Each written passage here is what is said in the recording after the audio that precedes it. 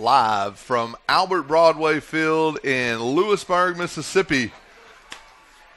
I'm Michael Plumley along with Al Ainsworth. We're going to bring you play-by-play coverage of Game 3 in a best-of-3 series between the Lewisburg Patriots and the Houston Hilltoppers.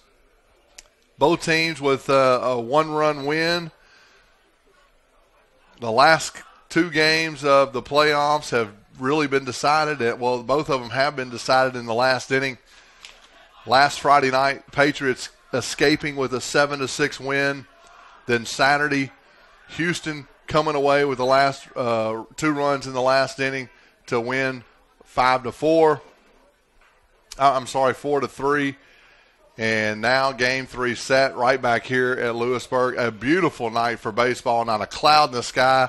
And Al, what can we expect in this matchup? Well, you look, and we've had just about everything in this series. We've had some big hits. We've had, you look at this series and you see two one-run games. You think, well, that's a great baseball series. It's been exciting. It's been close. It hasn't necessarily always been good baseball. There have been times where both teams have kicked it around a little bit. We've seen some poor decisions from both teams, but playoff baseball, that's what you expect. Anytime, you get this deep into the playoffs, any little weakness is going to be magnified. It seems like we talked about the other day, we have a new guy out in left field and didn't take but the first inning for them to find him. We're going to see a lot of that tonight from the Patriots as we've got several defensive shifts, people moving around in new positions, and we'll see how that goes. Speaking of left field, Gabe Brown, the senior, did not get to play in Saturday's contest. He's out for the rest of the season with a shoulder injury. After the Patriots won Friday night, they charged the center of the baseball field in a celebration dog pile. Comes up with a broken shoulder blade. He's out. So defensive changes are necessary for the Patriots, and a little bit different than Saturday, as they had Jeff Busby in left field. Now they've moved the second baseman Lowell Haney to left. Kobe Busby moves from third to second base. And the DH from Saturday's game, Mason Givens, is now playing third base, the only sophomore in the lineup. Well, I think the reason you're seeing that is Saturday there was minimal changes because there was no time to practice. We know that Lewisburg practiced last night a little bit, had time to get guys. These guys have played these positions. Mm-hmm. These are not new positions, but they haven't played them this year necessarily. And so last night gave them a chance to kind of solidify the team defense with all the guys at the positions they'll be playing tonight. So I think that's the reason we didn't see this lineup on Saturday. Well, both teams are in round 3, obviously Game 3 deciding game to see who's going to play for the North Half State Championship. The Patriots were there a year ago beating Houston to face Lafayette for the North Half State Championship. Now these two teams will meet again in a deciding Game 3. It should be very exciting. Coach Rusty Cagle, head baseball coach for the Lewisburg Patriots, and head coach Scott Gann of the Houston Hilltoppers are meeting with the umpiring crew right at home plate, and the starting lineups will be as follows. For Houston, Peyton Callahan will be at shortstop, so a little bit of a change for them. Reed Carter will be at first base. Cody Kimbrough will be behind the plate. Austin Burdine, who played center field and has been a big RBI producer, he'll be in the 4-hole. He's also on the starting mound pitching today. Quan Brown at third base. The guy's been unbelievable playing defense over there at third. Blake Johnson left field. Sharon Wright will be in center field. Kyle Wilson will be at second base. He's Game 2 winner. Denver McQuarrie will be DHing. And that 9-hole, let me tell you, has been a producing 9-hole for Houston. For the Patriots, Lowell Haney will be in center field. Lowell Haney will be in left field. Rudy Martin in center. Hunter Wilson will be at shortstop. Tanner Lloyd will be at first base. Cody Cooper behind the plate. Mason Givens at third base. Colt Smith will be the DH tonight. Kobe Busby will be at second base. And Chris Taylor in right field. And that is your starting lineups. Starting pitcher for the Lewisburg Patriots will be junior left-hander Jonathan Lindsay. Only had one appearance so far in this series, and it was a quick one, Al. Yeah, he only threw 4 pitches, gave up 2 hits, and there was a really quick hook for him that night. So really the Hilltoppers didn't get much of a look at him, and we know that's not typical for Jonathan. Jonathan needs to settle in early. He's one of those pitchers that if he gets in a groove, you just feel like he's in control of the game. And we've seen him do that on a number of occasions this year. We've also seen him struggle a little bit when he gets behind.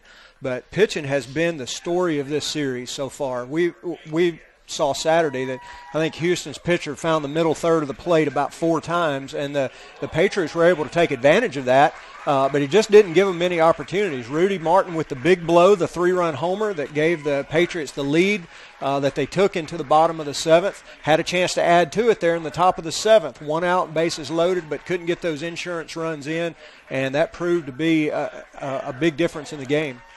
Well, but it's gone both ways, really. I mean, you talked about defense in the onset of this broadcast has really come into factor for both teams, and being out of position really could have cost the Patriots game 1. They were able to escape with a win because of a defensive situation that happened for Houston at second base.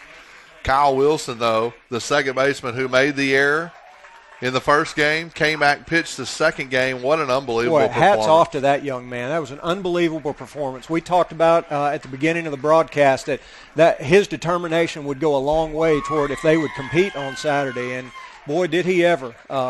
Just phenomenal pitching performance. And, you know, we're going to see the Houston's numbers just look incredible. All season long, they have pitched the ball well. Well, got the national anthem coming up, and we'll be back for first pitch right after this.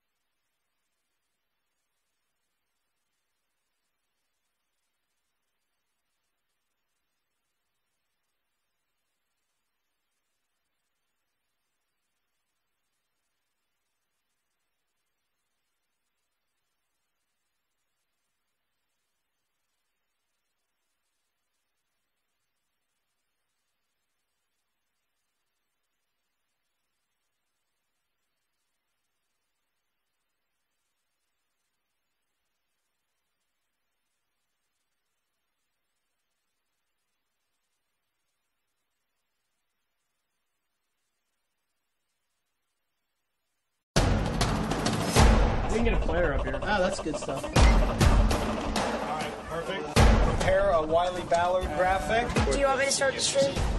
Start the stream. Camera 3. Beautiful. We're coming in on 1. For more information on how your school can join the Play on School broadcast program, go to playonsports.com/SBP.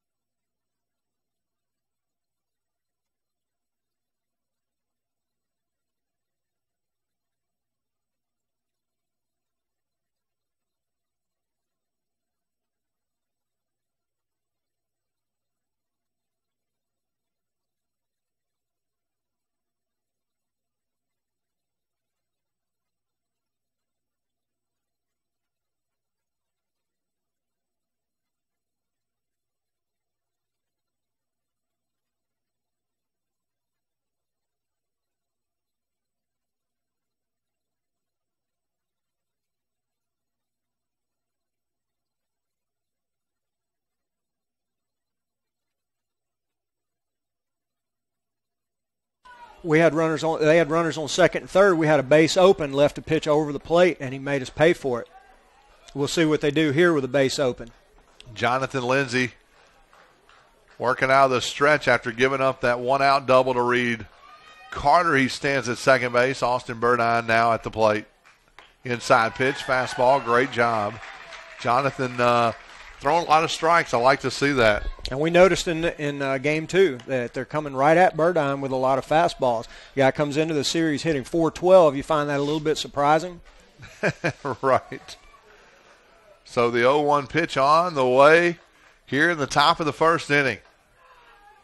Change up down low. Cody Cooper doing a nice job blocking it up, and he's had a pretty good year behind the plate as well, although a couple of plays questionable in game 2. A runner moved on to third base, double pumped, and maybe could have had that. That was a tying run Saturday.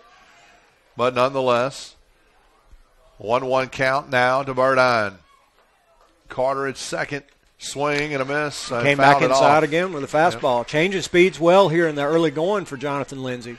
And Jonathan really pitches well out of that starting spot. I mean, he's come in, given up some early runs and whatnot from the relief spot and tough hits. I remember a couple of weeks ago against Bartlett, he had to come in and face a lefty, gave up that hit that put Bartlett ahead. 1 ball, 2 strikes now to Burdine. Change up down low. Cody Cooper's got him. Great block there and a great tag. Throw down ends the inning, and Scott Gann probably going to have a word with his first baseman. Don't want to make that third out at third base. Reading the ball in the dirt, thought he had a chance. That's right. Aggressive play. You like to see an aggressive play in a game 3. You don't want to play tentative. It cost him right there, however. So the Patriots getting out of that one. One match away from immortality. This is a total team effort.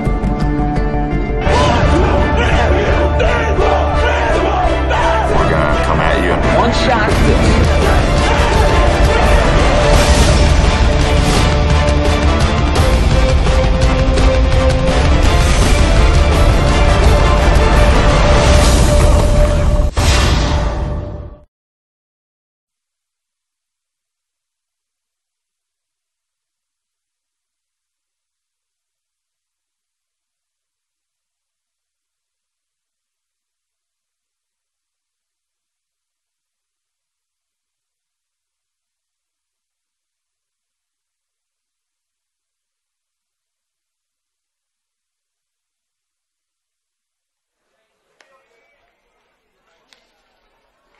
Well, Houston taking the field here in the bottom of the first inning. And Austin Burdine will be the starting left-hander for Houston. And Al, what kind of stats does this young man have? Well, you get down to the third game of a series, you'd like to think that you're going to see a little bit more numbers, a little bit more conducive to us getting some offense going. But Burdine is 3-1, has an ERA of 2.01 in 7 appearances, 3 starts. He's pitched about 38 innings, but in his last outing against Amory in a game just like this 6 nights ago, a Game 3 decider, through 7 innings, gave up 2 hits, 1 run. It was unearned, no walks, 7 strikeouts, 1 hit batsman. And that's something we've seen from the Houston pitchers throughout this series is when Houston gives something to Lewisburg, it's not been through the pitchers. Very few walks. I don't think we've had a hit batsman yet. The lapses they have been on defense. So very important that the Patriots put the ball in play tonight, that they work the pitch count. It only took him 76 pitches to get through 7 innings against Amory. That's less than 11 pitches an inning. And so obviously a very efficient worker. We're probably going to see a lot of strikes, especially early tonight. Great playoff atmosphere for Game 3 as Lowell Haney will lead things off for the Patriots. Lefty-on-lefty matchup. It's important to get off to a good start here, and that pitch, curveball, strike 1. So, and I'm pretty sure we're probably going to see a lot of that off-speed stuff from Burdine. We got Quan Brown playing in at third again, way off that line. The Patriots haven't taken advantage of that yet. Pitch down and away, and Lowell Haney now evens the count. 1 ball, 1 strike. Haney and Martin both, Martin on deck, if they can get the ball on the ground, they can make things happen. Cannot have fly balls in this situation. Curveball outside, 2-1. Martin on deck hit that big 3-run homer against Houston Saturday to put the Patriots up 3-2. They squandered that in the last inning.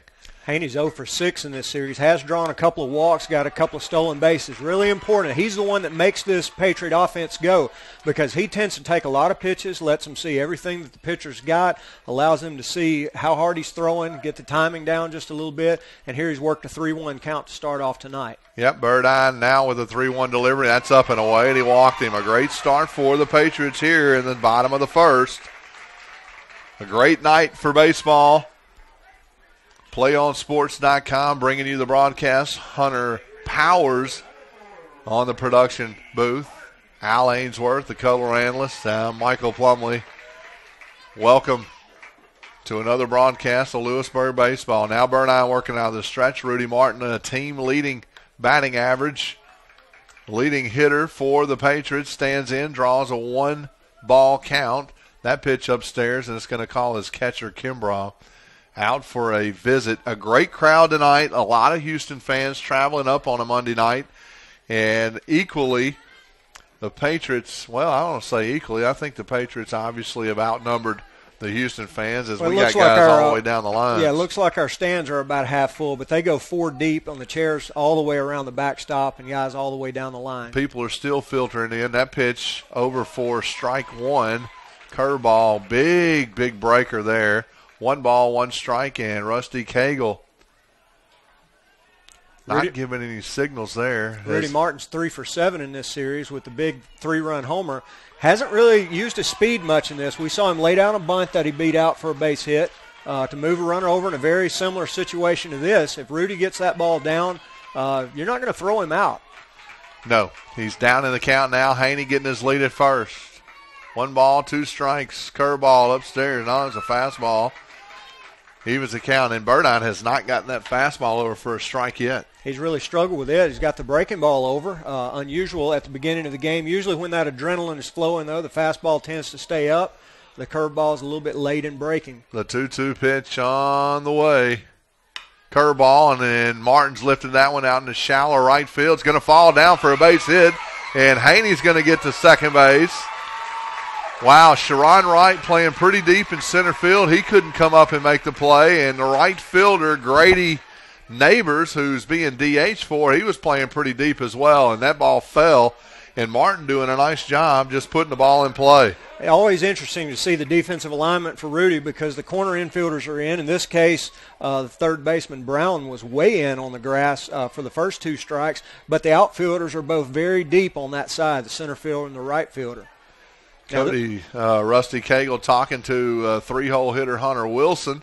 Wilson, who has a couple of hits in this series so far, getting his signals from Cagle. You would expect a bunt here with runners at first and second and nobody out. Hunter handles the bat very well. This is a situation, though, that the Patriots have struggled in all year long. It's getting those runners over and getting them in. Hunter's going to lay it down, a curveball, and he bunted it foul. Looks like he may have bunted ball 1 there. Curveball dropped off the table right in front of the plate. As a hitter, you got to know where that ball is going to be breaking. And I was having that conversation with a couple of players Saturday. Actually, you and I talked about it Saturday. If you know that pitch is really thigh level and it's a curveball, 9 times out of 10 it's going to be a ball. No balls, 1 strike here to Hunter Wilson. Going to be swinging away, and he misses. Not sure why he wouldn't be in that bunt situation still. Yeah, looks like Hunter's we saw him hit 3 balls to the left side on Saturday, and that's not like him. He's normally an up-the-middle, other-way kind of guy, especially in this situation. Left field, he's back at the wall. Fastball down in the dirt. Runners stay there. It's Kimbrough made a nice play. Keeping it in front of him, and Hunter Wilson down in the count, 1 ball, 2 strikes. Burdine, a walk and a hit, and the speedster's on the base pass. The pitch on the way, curveball, and he popped him straight foul right back at us. Yep. Hunter's 2 for 8 in this series, scored a run, has driven in 1. Right now he's just looking to get those runners over. You want to get that runner to third with less than 2 outs so that you can score without the benefit of a base hit. The 1-2 pitch on the way. Fastball driven out to the shortstop. There's a chance. Callahan gets it 1 out, throws to first, not in time. Nice job by Lowell Haney there, hesitating for just a second right in front of the shortstop to obstruct his view. Nothing illegal about that. Didn't make contact with the baseball. That slowed down the play just enough where Hunter Wilson could beat it to first. Now you've got that runner at third.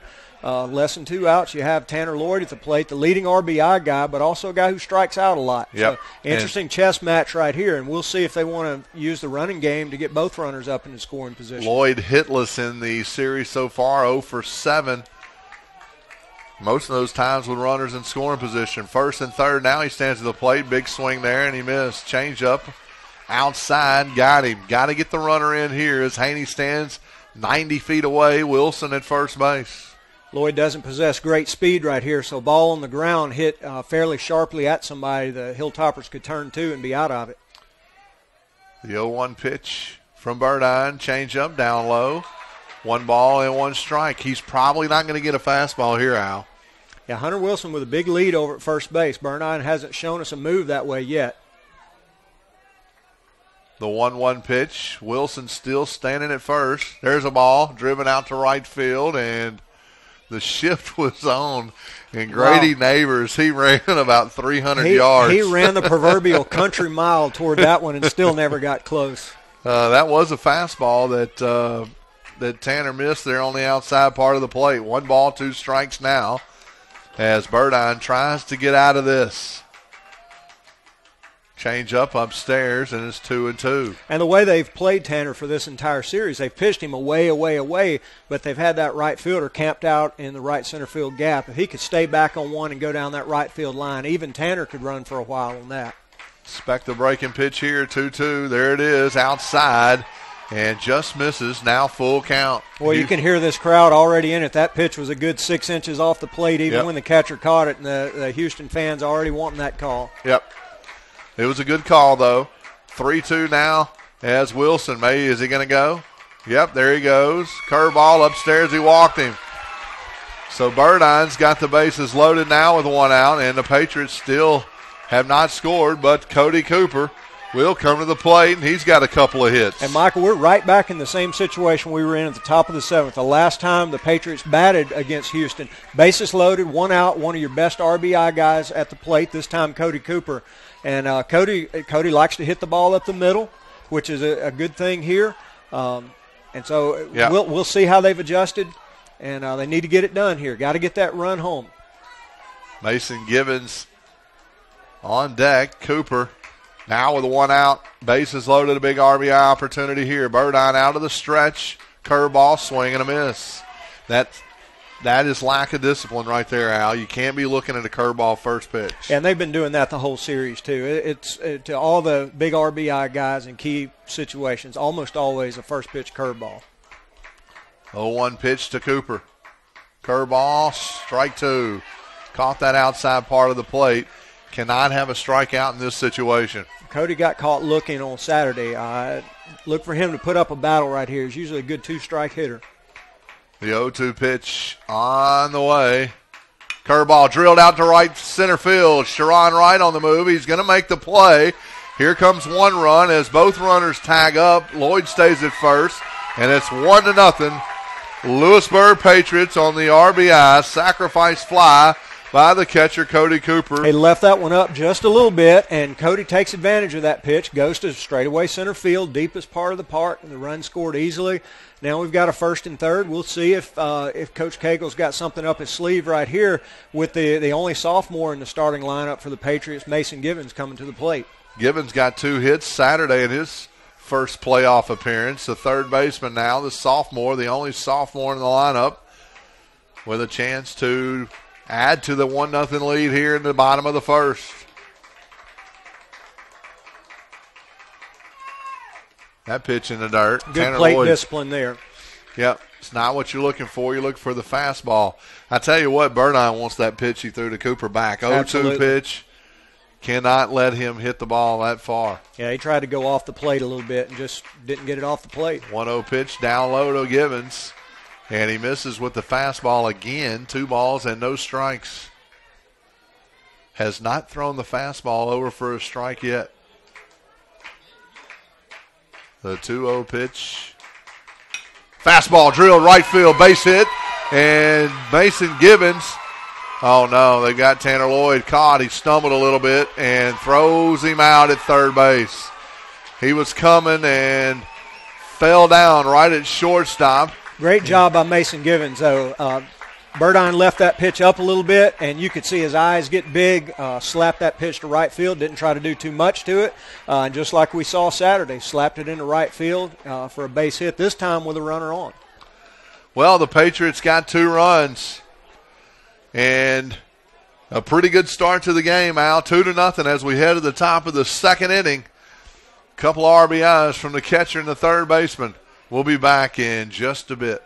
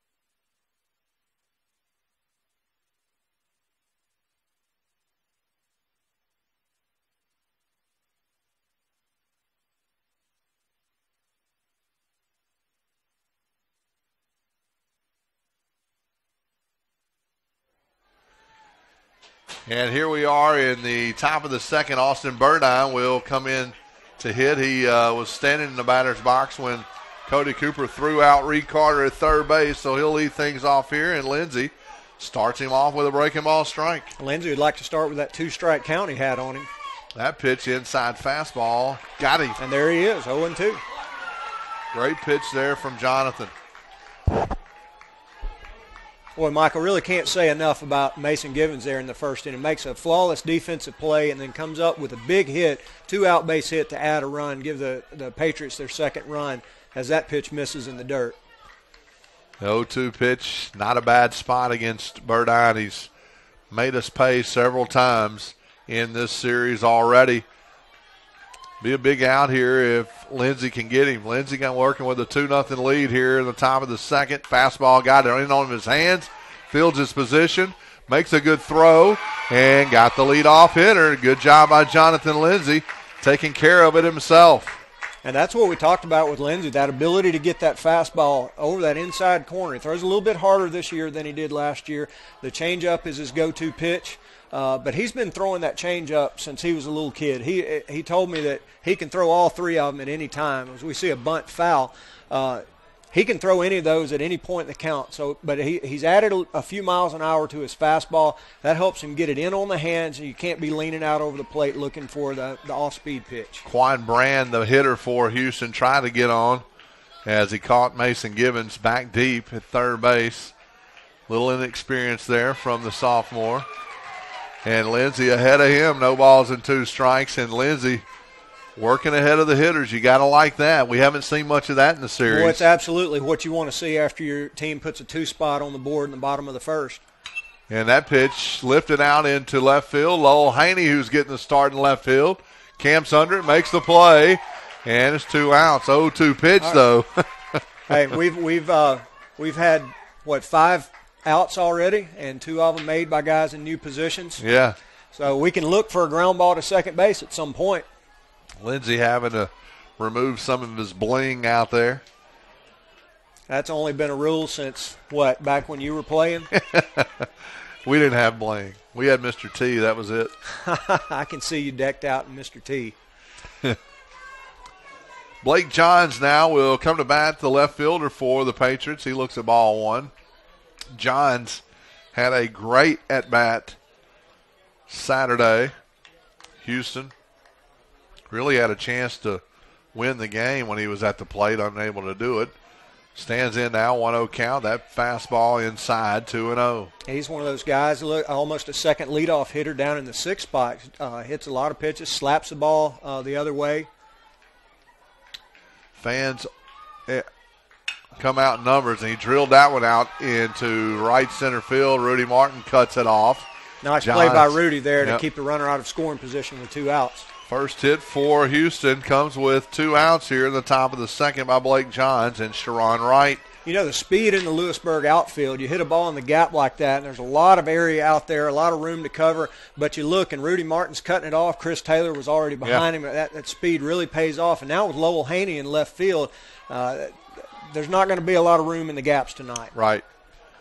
Great outfield out there for the Patriots.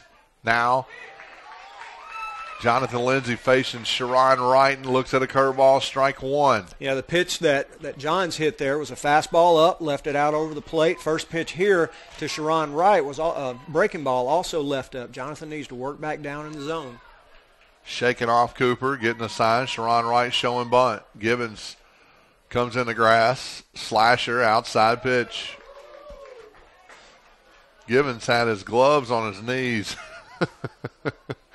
Nice location of that curveball out there. That backdoor breaking ball really sets up that fastball in on the hands right here. 1 ball, 1 strike to Sharon Wright. Lindsay looks in and delivers. Tried to push that bunt there and fouled it off. And Lindsay ahead now, 1 ball and 2 strikes. Not sure what that accomplishes right there. Even if he gets that bunt down, there's runners on first and second still with 2 outs with the bottom of the lineup up. The 1-2 pitch on the way. Change up. That was drilled out to center field. Rudy Martin on the move. Can't make the play, but I like his effort. He dove for it, and it came right out of his glove, and back-to-back hits for the Hilltoppers. And here we go with that dangerous part of the lineup. You looked at their lineup coming into this series and the averages in those bottom 2 spots, 224 and 139. But these guys have come up with big hits. We said that was one of the keys for Houston is getting something from the bottom of their lineup. And aside from Burdine, that's where most of the damage has come from. Boy, have they ever gotten stuff, or production rather, from that bottom of the order. Now Kyle Wilson at the plate with 2 outs, runners at first and second. Pitch inside, fastball, strike 1. Keep them right there, Jonathan. Keep them on the inside part of the plate. Well, one thing we've noticed now, Houston likes to hit the ball the other way. They do a good job of it. And the pitch right hit was a good inside fastball, just kept the hands in and pushed it to center field. Another one, change up there, got him 0-2. You know, the ball looked like it was a good line drive off the bat, but it sunk because he got it off the inside part of the bat. Rudy Martin didn't quite have enough speed to catch up to it. If he doesn't have enough speed to catch up to it, there's not an outfielder in the state who makes that play. That's right. No balls and 2 strikes to Kyle Wilson. Lindsay steps off. He and Cody Cooper working this one. And the 0-2 pitch got him swinging. Inside changeup. Bottom fell out of it. Al, as we head to the bottom of the second inning. Lindsay doing a nice job. We'll be back in just a bit.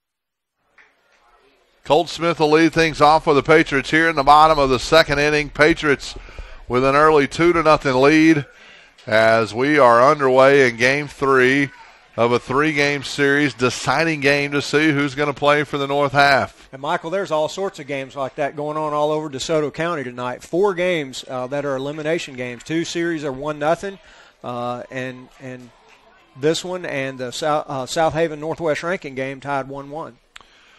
Colt Smith, who got a big hit against Houston. The only hit he's gotten so far. RBI base hit on Friday night. That's right. 1 ball and no strike to Colt Smith from Austin Burdine, and he struggled with that pitch. That was ball 2 that Colt Smith swung at. Colt hasn't seen a lot of fastball since that first at bat, so any type of fastball he gets, he's going to be looking to jump all over it. He is a free swinger. Very unorthodox swing, and he's one of those guys that could hit the fastball out of the zone. That's right. 1-1 count. Curveball drilled it down the line. It could get fair, and it is. John's making a good play on it out there, but not going to be enough as Colt Smith with a leadoff double. And there was that free swing. Looked like he went way out over the outside corner to hit that one right down the third base line. Those are the ones you wonder if they're going to stay fair. This one stays just inside the line, and the Patriots have a leadoff runner at second that if they play the game situations right, they can score this run without the benefit of a base hit. That's what you want out of this inning minimally, because with a 2-0 lead, they can look to add on now. Cody Kimbrough is going to come out and call a play here with Colt Smith at second base. Now Kobe Busby at the plate. Busby got an RBI double, drove in 2 runs Friday night. And Colt Smith looking to move, and they are going to bunt him, and he can't get it down. Wow, if he'd just let that one go, Colt Smith had third base stolen with the wheel play on. He was right there with the shortstop. Shortstop was on the move when he got to third. Quan Brand, the third baseman, on the way in. Yeah, all he's got to do is beat the shortstop there, and catcher Kimbrough is probably not going to throw out Colt. He's got pretty good speed out there. Well, most of the time when you see that play as the opposing coach, though, you back off of it and you change your coverage. No balls, 1 strike to Busby. Here they go again. Colt Smith staying put, and Busby is going to field it. And nice bunt there by Kobe Busby. Well, he looked aggressively at third base right there, but Colt Smith really made up some ground. Not a very good jump, but really got to third base aggressively, and that's where they want him. Great job of bunting him over. And now let's see if Chris Taylor can drive him in. We saw Chris put down a bunt here Friday night. Bunted it a little bit hard down the first base side. Had a bang-bang play at the plate, and the runner tagged out. But a good bunt. It was a safety squeeze, and the pitcher has to be looking here. The difference here tonight is we have a left-handed pitcher on the mound. And even if he's going from the stretch, that runner can get a little bit extra lead and doesn't have to have quite as much down that third base line. He's got to watch for the snap throw from the catcher, but you got a lot more options with the left-handed pitcher on the mound. Taylor did get a base hit Saturday as the infield comes in. Chris Taylor does have some power here. Struggled a little bit at the plate so far this season, but came up big Saturday, and he looks at a curveball downstairs and a chance to drive in a run here. Patriots with 3 hits already in the game. And we know that both of these left-handers on the mound tonight for both of their teams can get into a groove, make it really difficult on the other team, so you've got to add on while you've got the opportunity. Burdine has struggled to stay ahead of the hitters. He hasn't done it very often so far early in the game. The 1-0 pitch to Taylor, curveball in the dirt, and Kimbrough blocks it up. 2 balls and no strikes to Taylor. Lowell Haney on deck. The leadoff spot for the Patriots, and Kimbrough is going to call timeout, and head coach Scott Gann's going to go out and talk to his starting left-hander. So we've reached the speed part of the lineup now. You got Taylor with great speed in the 9-hole, and then you've got Lowell Haney, Rudy Martin, Hunter Wilson coming up behind him. So this is where Lewisburg really put some pressure on teams. They haven't as much in this series because the speed guys haven't been on base quite as much. But Game 3, you're looking to put the pressure on the other team early. That's a great time to have home field advantage, big crowd on hand, and the Patriots are looking to really keep that pressure up here early in the game. Well, the center fielder is going to come in, Sharon Wright. He got a bullpen a relief appearance Friday night, and it looks like a pitching change is going to happen here. That's really interesting here in the bottom of the second. But Austin Burdine will be coming out for Sharon Wright. And we're going to take a break real quick while this pitching change happens. And we'll be back in just a second. We got a runner, 1 out, 90 feet away.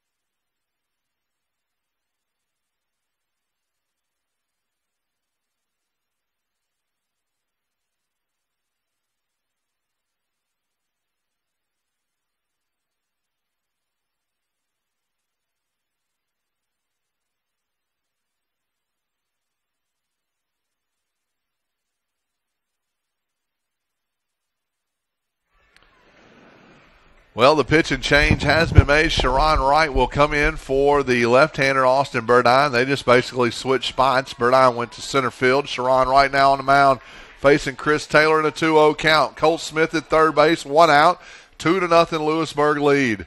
And here comes the squeeze. That pitch upstairs, and it's 3-0. And with the infield in, Michael, and the third baseman breaking, there's nobody behind him to keep him from coming on down that line. He had all 4 infielders charging that time. So it'll be a take situation now, and a walk would be pretty good because you got to keep the first baseman holding Chris Taylor on, but it's 3-1 count now. Taylor in a good RBI opportunity here. If he's going to have to come at him. Curveball upstairs, and Chris Taylor walks now first and third for Lowell Haney. Michael, that pitching change came at a very interesting time in the game. You had the 2 left-handers coming up. Obviously, Coach Gann saw something with Burdine that he just really didn't like and didn't think was going to change. But he's been able to get the breaking ball over, and with these left-handers coming up, you really want to be able to do that. But this is not Wright's first rodeo coming into a spot like this. Out of his 11 appearances this year, 10 of those have been in relief. So Wright comes set, Taylor at first base, and Lowell Haney at the plate. Curveball down in the dirt. Nobody moves up. Well, that's one as a runner on first. As soon as you read that ball in the dirt, you want to go ahead and take second base because they're not going to make that throw and risk that run coming in from third. Well, I'll give Chris a little bit of benefit of the doubt. It was kind of a delayed ball getting away from the catcher. Yeah, and you've got the left-handed hitter up there, too. That's a little harder to see. Pick off the first there and try to catch Chris napping, but Chris doing a nice job getting back. Haney with a chance to drive in a run here. Just put it on the ground somewhere because he is not a double play threat. And that pitch out, and they're going to try to get Taylor down at first, and he does a nice job getting back.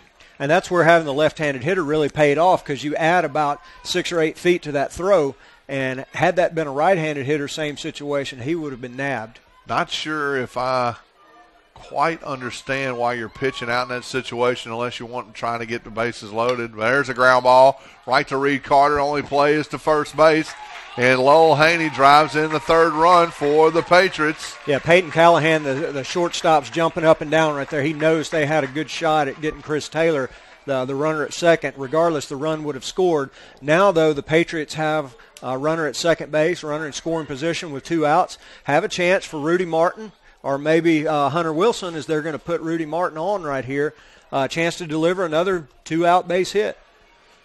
So Rudy gets the intentional walk, and runners at first and second for Hunter Wilson.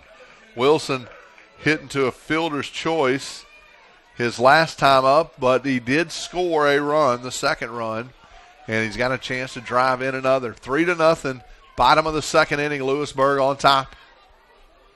And the Patriots could punch a hole in this game right now. That pitch in for strike one, Hunter Wilson. As the sun starts to set in the west. A little bit easier now for the right fielder. 0-1 pitch. Curveball in the dirt, ground ball to Callahan. He flips to second and got Martin on the fielder's choice, but not before the Patriots can add another one. It's 3-0. Patriots winning every inning so far. We head to the top of the third. Lewisburg on top, 3-0.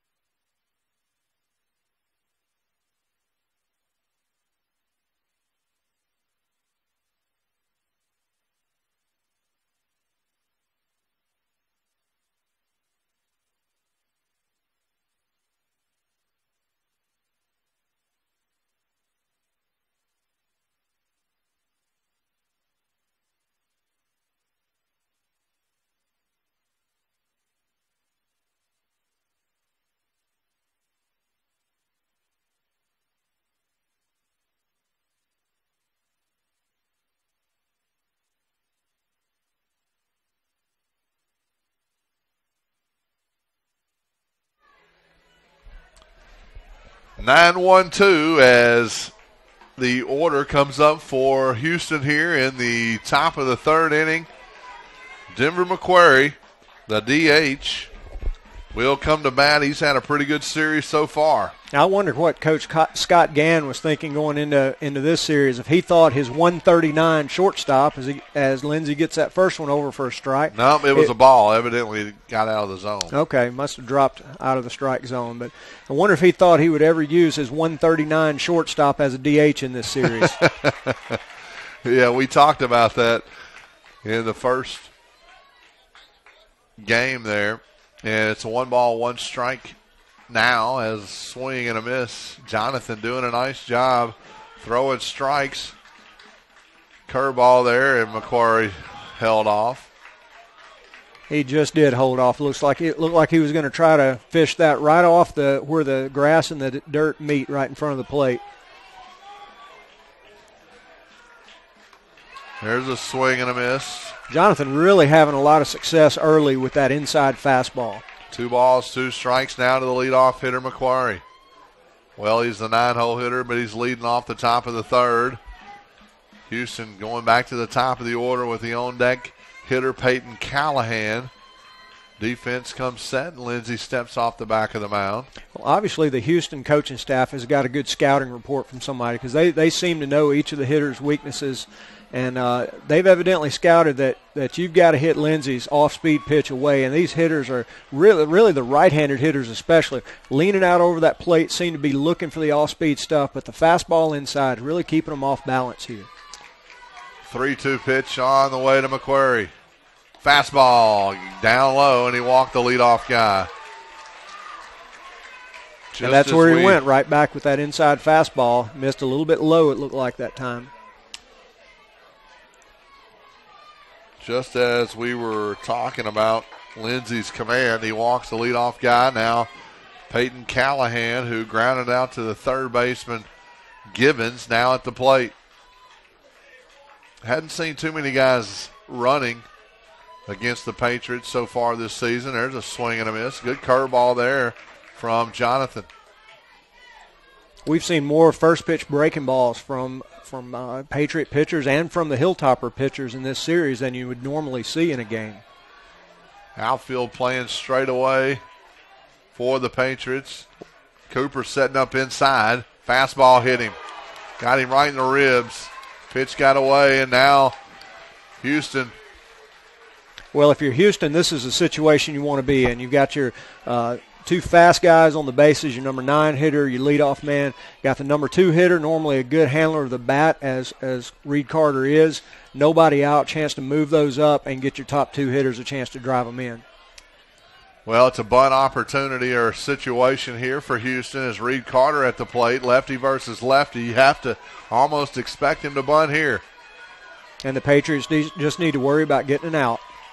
He's not bunting, he's swinging. And didn't catch that one. It's 0-1.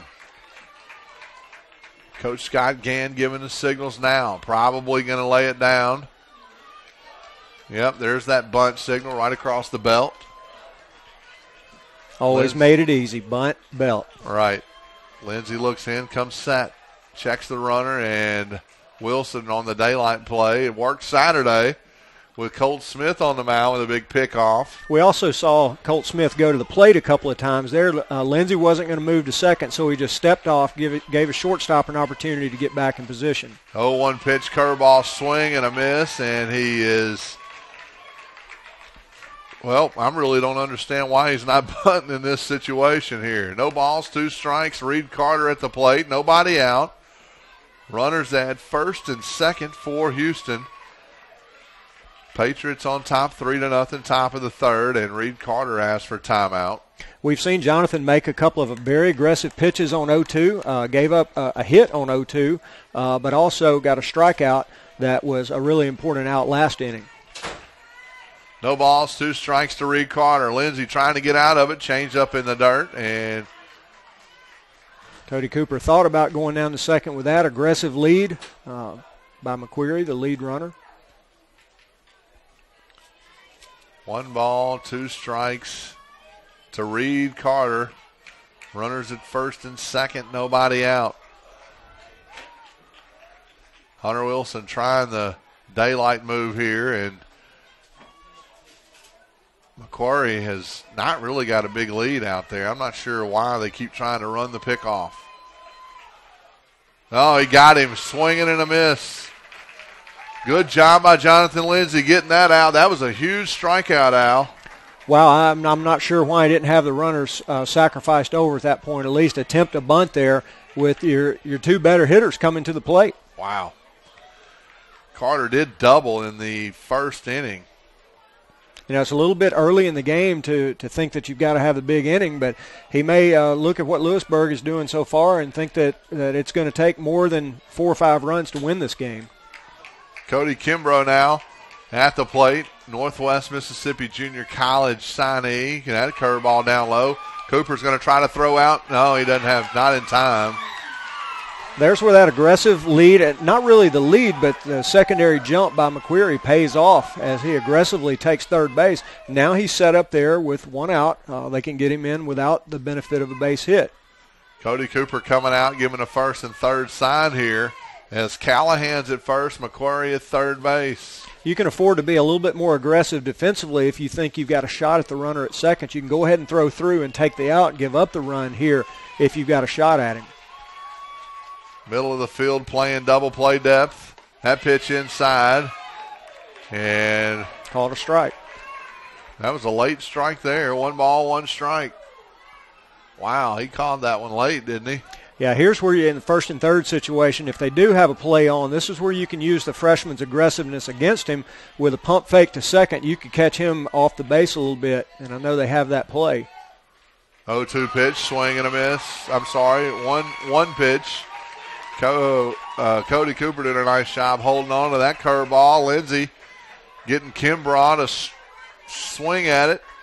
Kimbrough does have quite a few strikeouts this year. He struck out 25 times on the year.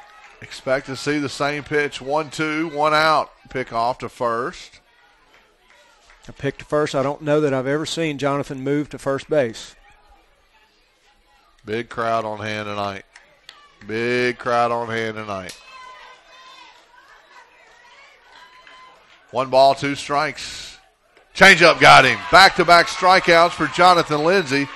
And the kid is on fire out there so far. That's his signature pitch right there, that change-up on the outside corner. That inside fastball has been setting that up the whole game. They can't lean out there and expect that. And, boy, he really laid that one right over the black, and that was a big strikeout. Man, I tell you what, Kimbrough's going back to the dugout really, really disappointed, obviously. And now Burdine's up, and they've got a base open. They can afford it's second base, but they can still afford to pitch him very carefully here. Burdine hit back to Lindsey his first time up on a good pitch, just like that one. That fastball. There's that changeup again. Took a little bit of something off that, ran it away from him, missed just on the outside of the bat. Lindsey has great command tonight. If he gets out of this one, it'll be a magical inning for Jonathan. Throws over to first, and nothing doing there. No balls and one strike to Austin Burdine, the starting pitcher now in center field after last half inning. No balls and one strike. Lindsey comes set, delivers curveball, and that pitch outside. No. Back no little Joe right there. Yeah, I think the umpire must be calling it verbally and then hesitating on the call where we can see it up here. Yeah, we can't hear him now. No balls, two strikes. Lindsey has to be careful here. Can't keep anything up in the zone. Cooper waiting late to set up. Sets in the middle of the plate, and he hit him. Hit him right in the toe, and that is a mistake. We'll certainly take a wild pitch there, though. If he had been able to get out of the way of that pitch, it would have been a run. As it is, Burdine reaches base, a dangerous hitter. You've got him set up 0-2, but now you face a hitter that hasn't hurt you as much in Quan Brown. Yeah, but he had him 0-2, Al. He did. 0-2. That was a mistake. And that's where 0-2, you want to go outside, but the other team can form a pattern there. Come playoff time, you want to mix that up a little bit. Bases loaded now for Quan Brand. He looks at strike one. Curveball, and Houston fans not happy. It's got that really late break that you like to see. The hitters have given up on it, and then it just breaks right over that outside part of the plate. Bases loaded here in the bottom or top of the third. Curveball, that ball is drilled out to left field. Lowell Haney stands under it, makes the play. Acts like he's been playing out there all year. He's pumped up coming off the field, and he should be after walking the leadoff hitter, hitting Callahan the second one. He gets out with back-to-back strikeouts and then getting the fly ball to left. We head to the bottom of the third. Patriots on top 3-0. We'll be back right after this.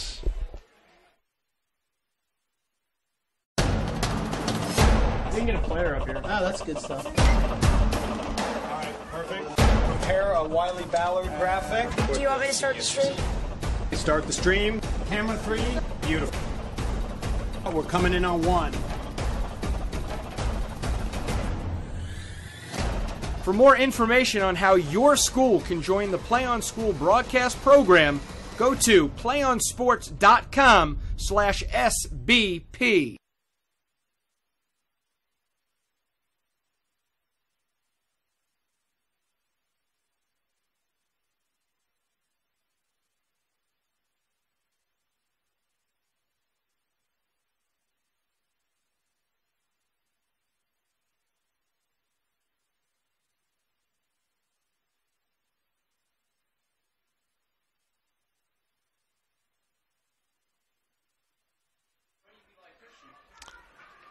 Tanner Lloyd will lead things off here in the bottom of the third inning.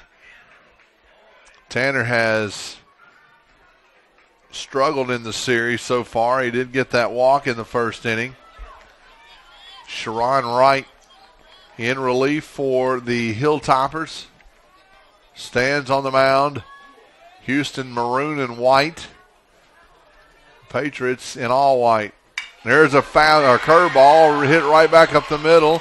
And I just jinxed him to a hit. I love it. Yeah, you leave one up in Tanner's eyes. He doesn't often miss. Laces that one in, and once again, the Patriots are putting pressure on Houston by getting that leadoff man on. 3 for 3 with the leadoff man on base. And now Cody Cooper, who drove in a run on a sacrifice fly in the first. Lloyd getting the lead there. Fastball upstairs. And he's ahead in the count now. 1 ball, no strikes, and Rusty Cagle giving signals here. Cody Cooper's 3 for 5 in this series with a double and a couple of RBIs, looking to add to his total now. Tanner Lloyd's lead at first base, a minuscule 5 feet. Well, let's call that a safe lead, Michael. He could fall down and reach first. 2 balls and no strikes to Cooper. That pitch up and in, and it's now 3-0. Well, got your hottest hitter. Do you turn him loose here on 3-0? Absolutely not. Absolutely not. Not in a game like this. Not with the red-hot Mason Givens on deck. That's right. 3 hits already in the series. That pitch up in the zone. Called a strike, 3-1. And Cody hopes he throws that pitch again because that's the one he laced to center field last time. 10-1 odds he's swinging here no matter where it's pitched. 3-1. Yep. Got that one in on his hands a little bit, fisted it out of play. Cody's one of those, he is not a patient hitter at all, man. He loves to swing it. Cody lives across the street from us, and we play a lot of wiffle ball out in the yard. So, yeah, he's a free swinger. I take advantage of that from time to time. I bet you do. Full count now to Cooper. Tanner Lloyd at first. There's a curveball, and that one's flying out to right field. Grady Neighbors camps under it, and nice job by Sharon Wright getting that guy out with keeping Tanner Lloyd at first base. Now he was facing a 3-0 count with a runner on first. Could have turned into a disastrous inning. As it is, gets the out and a little bit more manageable now for the Hilltoppers. Now Givens at the plate with a runner on. Givens singled his last time up and drove in a run. He showed a lot of patience in that at bat too. He took a couple of close pitches, didn't fish after the breaking ball, and when he got a pitch up, slapped it to right field for a big 2-out RBI hit. All 3 of Mason's hits have been to right field. And one by way of the pitcher's mound. Right. 1-0 pitch, and that ball is going to miss inside. No, it catches the inside part of the plate. 1-1. And the Lewisburg fans have something to complain about. Of course. They've been doing it all year. Never understand that. 1-1 pitch now, Givens. That was an inside pitch that he tried to take to the right field. Little late on that one. You know, the pitch the other day that Givens lined up the middle, we thought it was a kick save by the pitcher. It actually hit the rubber and bounced to the second baseman. Probably went in the books as an error, but it was a hard hit ball that got him on base anyway. 1-2 count now to Givens. Fastball. He fouled that one down the line and going to be out of play. You know, Givens hasn't shown any signs of hitting the ball to left field. However, he does have power that way. We watched him earlier this year in a couple of JV games, just about taking one out on about, 25-degree day up at Hernando. But Blake Johns is literally 15 yards from the left field line. Curveball, and that was drilled out. There's your left center field gap. Left center, base hit, another base hit for Mason Givens. And that's his 4th hit in 2 games. The hot hitter, Mason Givens. He's now 4 for 5, really hitting the ball well, and now that he's hit the ball to left center, we can say that he's hitting to all fields. Thank you for that. I jinxed him a hit to left field, so I've jinxed. Hey, you've jinxed us to first and second now. What have you got for Colt Smith here? He cannot hit an opposite field home run. Wow, that's really going out. Hey, you left me speechless there for a second. Colt Smith, who doubled his first time up down the left field line, stands in with runners at first and second, 1 out. So Sharon Wright has left a couple of pitches up in the zone, and Tanner Lloyd and Mason Givens both took advantage of it. And that pitch upstairs, 1 ball and no strikes. And you have to wonder, Michael, if Sharon Wright struggles right here, where will they go? Because the 4 guys that we've seen in this series have done over 90% of the pitching for Houston this season, as that ball's in the dirt. Nice job by Colt Smith holding off on it. He reminds me a lot of Vladimir Guerrero. Just drops the back foot, free swinger. Although Vladimir a little bit more successful, but yes, not everybody can take a pitch on the bounce and get a base hit. Right, and that ball fouled out of play again. But 2-0. Colt will take a pitch like that where he'll drop that back leg and foul it off weakly down the right side. If you come back with it again, I've seen him slap that pitch down the third baseline for a base hit.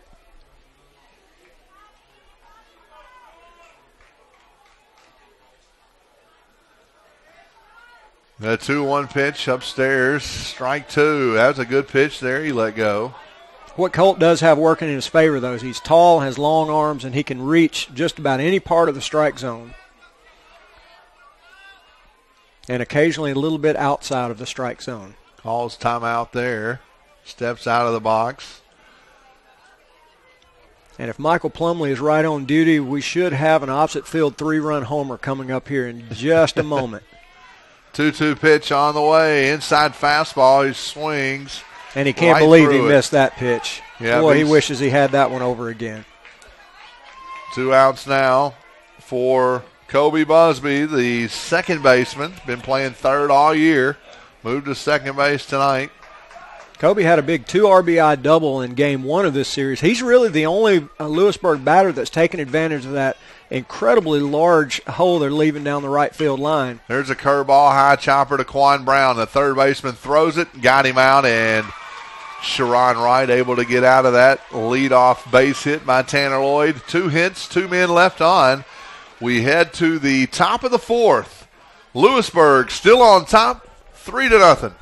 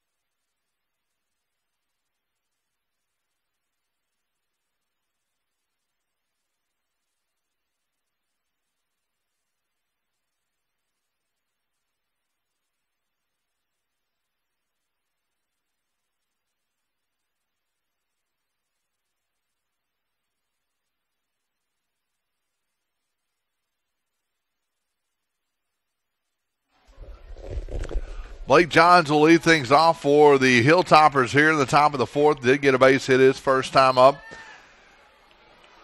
Actually, back-to-back hits for Johns and Wright, but Jonathan able to get out of it, and now even 1-1 count.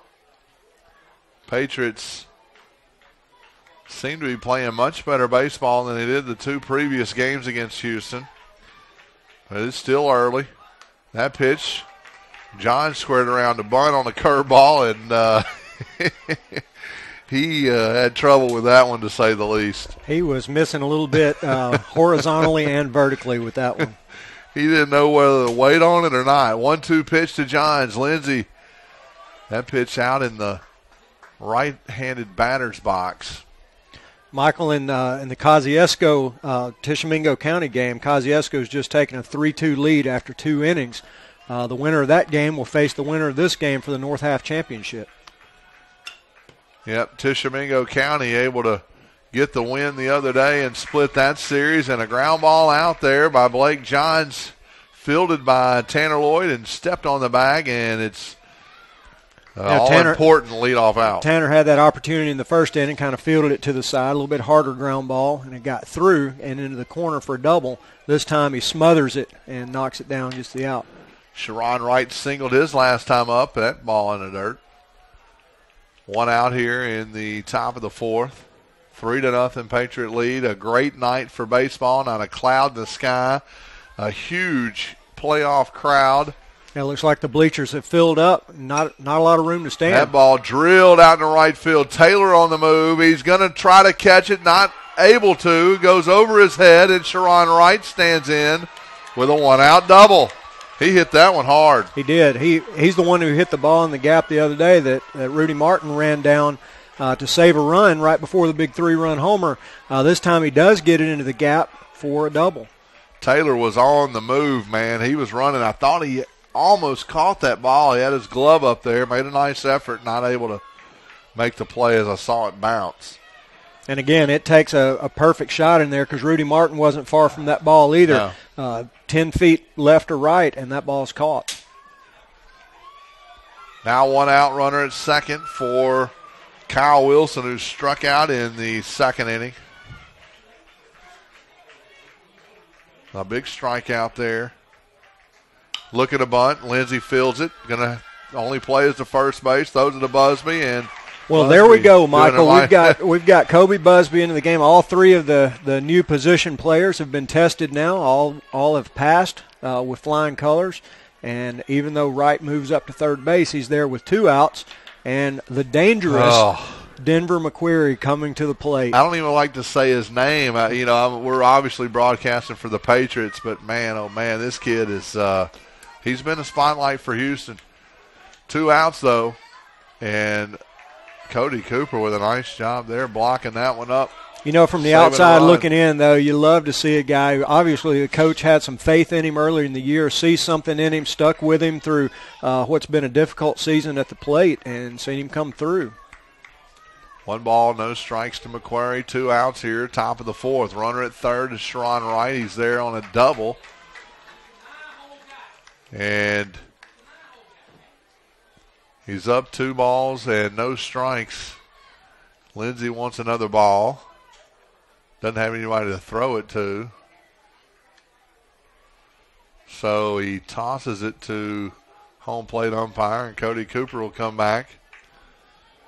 But a nice job there on the bunt coverage. Lindsey fielding it, and Busby there at first base, just acting like a first baseman. Busby not quite with the quickness of Lowell Haney, but he got a little bit better jump. Lindsey did a good job of giving him time to get there and making a throw right on the money. 2 balls and no strikes to McQuarrie. That ball hit in fair territory. Gibbons gives up on it, and Hunter Wilson not able to make the play either. I think it would have been a tough play either way. It would have been a great catch, but I think Gibbons, it's that time of night where the ball kind of blends in with the sky. And his first step is back, and the ball straight over his head at that point. McQuarrie really flailed at that ball. He sure did. He's kind of flailed at a lot of them, but he's been successful. 2 balls and 1 strike now to McQuarrie. Lindsey gets that curveball, and that back swing to the right ball. there is exactly what McQuarrie's been doing, but he's been getting base hits. But Lindsey, like you said, right back to his bread and butter pitch, curveball down and in on a right-handed hitter. It's been successful. It's one of those swings that if you put the right pitch in the right spot, he can hit it. Yep. And he's been successful a couple of different times. 2 balls, 2 strikes, 2 outs. Lindsey comes set, looks at the runner at third, and delivers in the dirt, and Cooper saving another run. Or when you've got the confidence to throw pitch after pitch in the dirt like that. Jonathan Lindsey and Cody Cooper have been battery mates for many years now at different levels. Yep. And as a pitcher, it just adds a lot to what you're able to do when you can throw that pitch in the dirt with confidence. 3 balls, 2 strikes, and 2 outs. And the full count pitch. Swung on, got him with a high fastball. Swung at ball 4, not like McQuarrie. But the Patriots and Jonathan Lindsey get out of another little jam there. We head to the bottom of the 4th. Lewisburg on top, 3-0.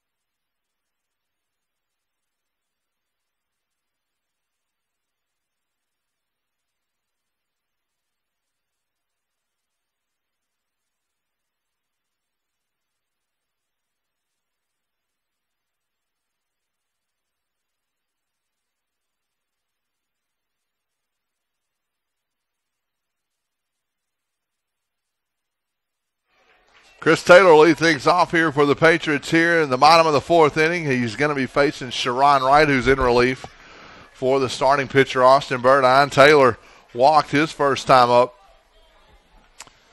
And we've reached that speed part of the order. That pitch down in the dirt and fouled off there. Down the first base line. Not sure what Coach Cagle. He's getting on the Shaker Turner for not able to field that ball. 1 ball, 1 strike to Taylor. Curveball drilled out in the right field, and Grady Neighbors stands under it and makes the play. Chris hit that ball hard, just got under it a little bit. Now back in the top of the order for Lowell Haney. 0 for 1 in the game so far. He walked in the first, scored a run, and hit into a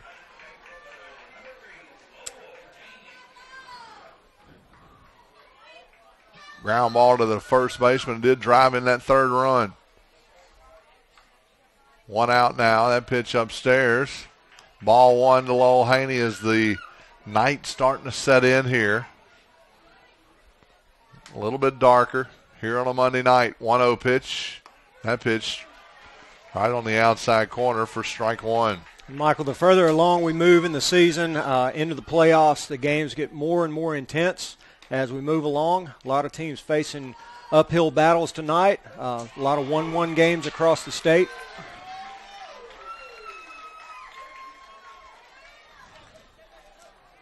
That pitch in for strike 2 against Lowell Haney. That pitch upstairs. Trying to get the camera set up right here.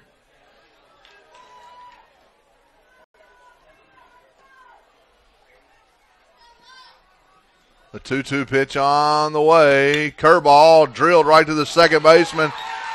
And there it is again. Kyle Wilson not able to make the play.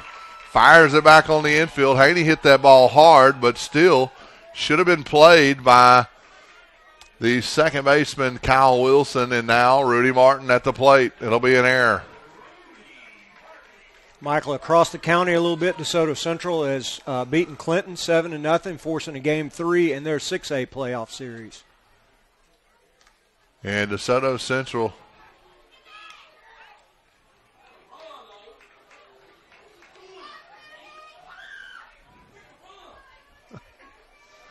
Rudy Martin at the plate in a 1-0 count. Lowell Haney at first.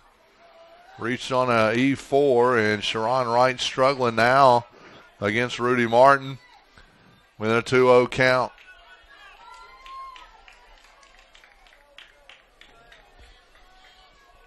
Promise I'll stop messing with the camera.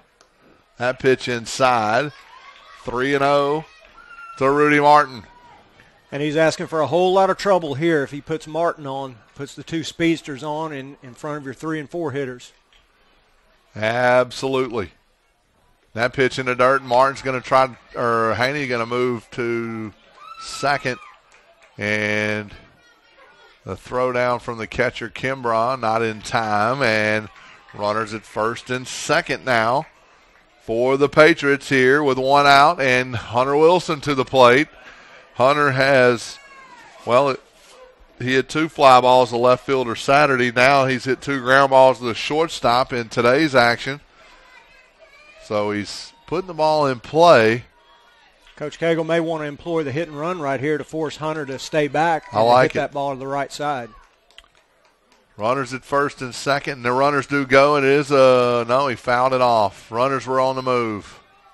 Looks like he did have the hit and run on there. And Coach Cagle furious with the field umpire as Sharon Wright did not come set at all.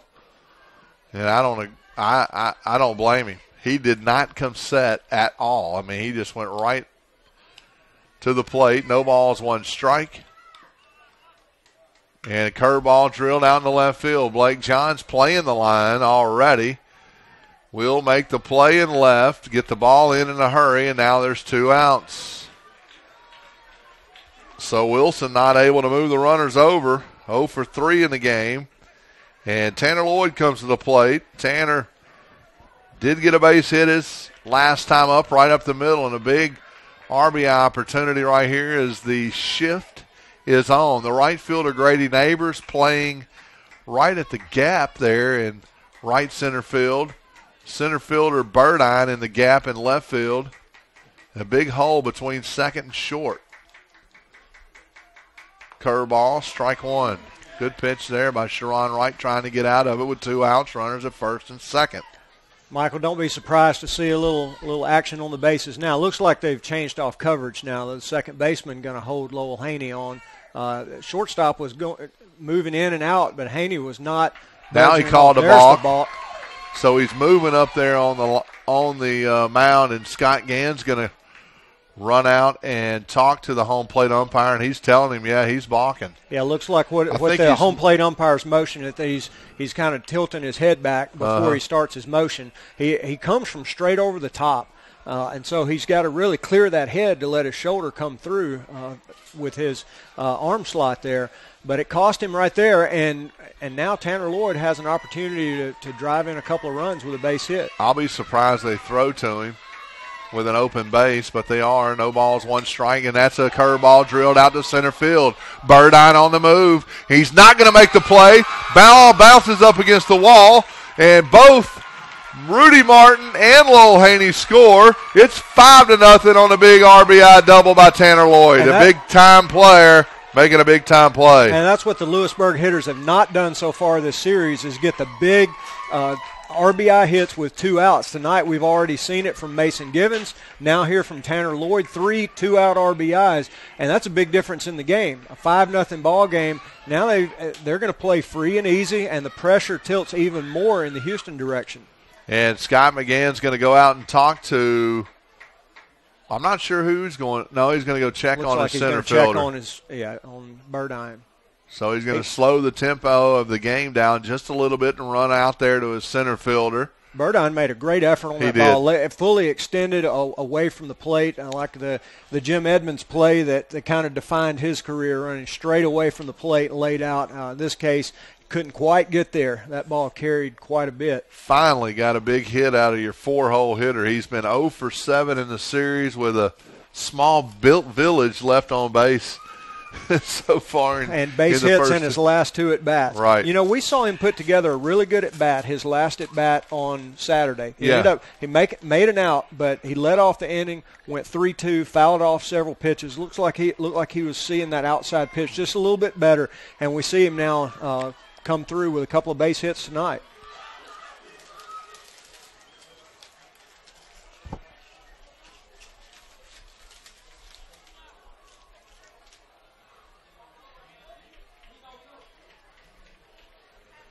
So Tanner Lloyd at second base, and now Cody Cooper stands to the plate. 5-0 Lewisburg on top here in the bottom of the 4th. Sharon Wright still in relief, and there's a ground ball to the shortstop. Callahan fields it, throws it in the dirt, and Reed Carter makes a nice play, and that'll end it. But not before Tanner Lloyd able to drive in 2 with a big hit over the center fielder. We head to the top of the 5th inning. Patriots playing a lot better baseball tonight. 5-0 on top.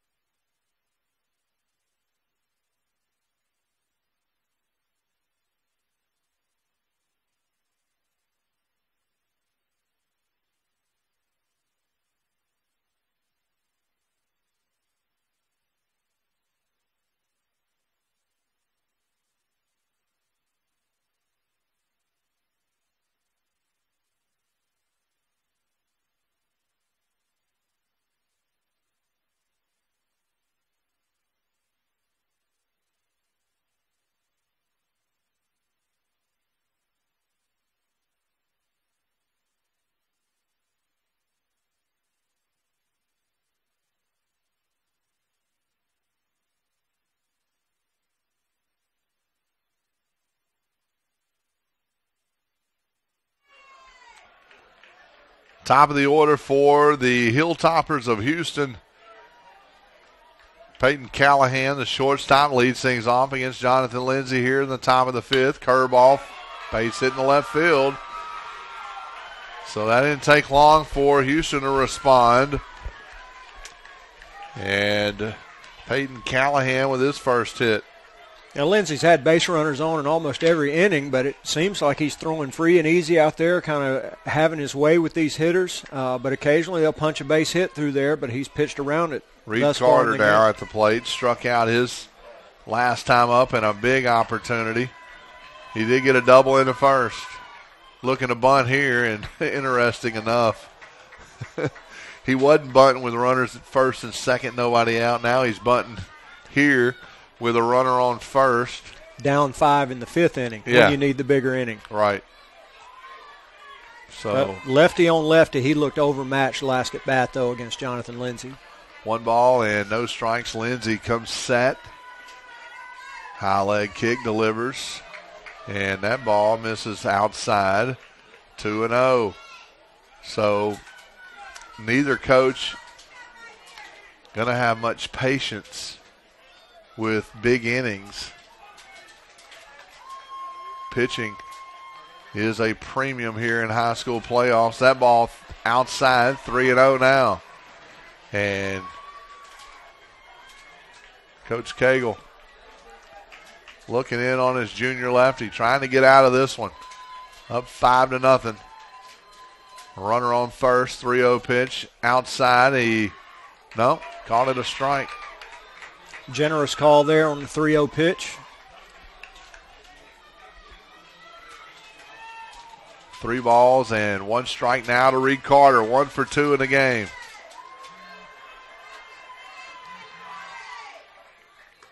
Yeah, he walked him on that pitch. That pitch down low. Runners at first and second now. Nobody out. So Houston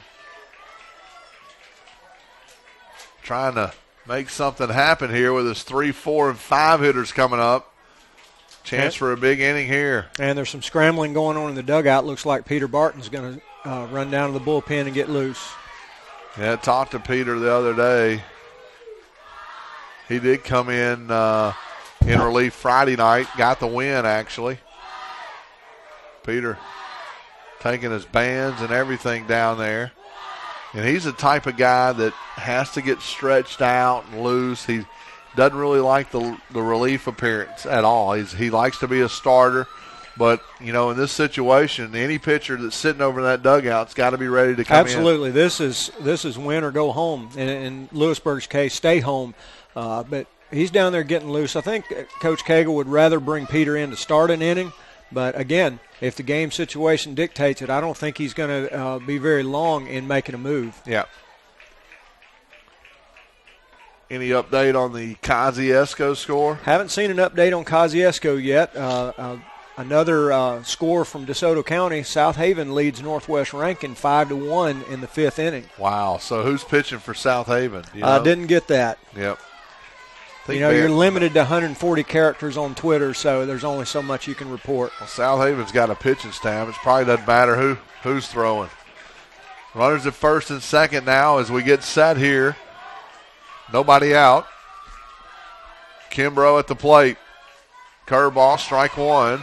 Jonathan Lindsay got in this situation in the third inning and was able to pitch out of it. That pitch right there really showed the experience of Jonathan Lindsay. Tight situation, 2 on, nobody out, and starts off one of the top RBI guys with a breaking ball. And got him on the fastball there inside. He's foul tipped it right into Cody Cooper's mitt. And now he's down, no balls and 2 strikes. Lindsay's showing a lot of guts here. Kimbrough is 0 for 2 with a fly out to center and a strikeout. And it looks like we're going to have a pinch runner. Runner for the first baseman, Carter. Yeah, it looks like number 25 for Houston. And I don't have a It's going to be Hillhouse, a freshman. So a freshman runner, Hillhouse, probably a little bit more speed than Carter.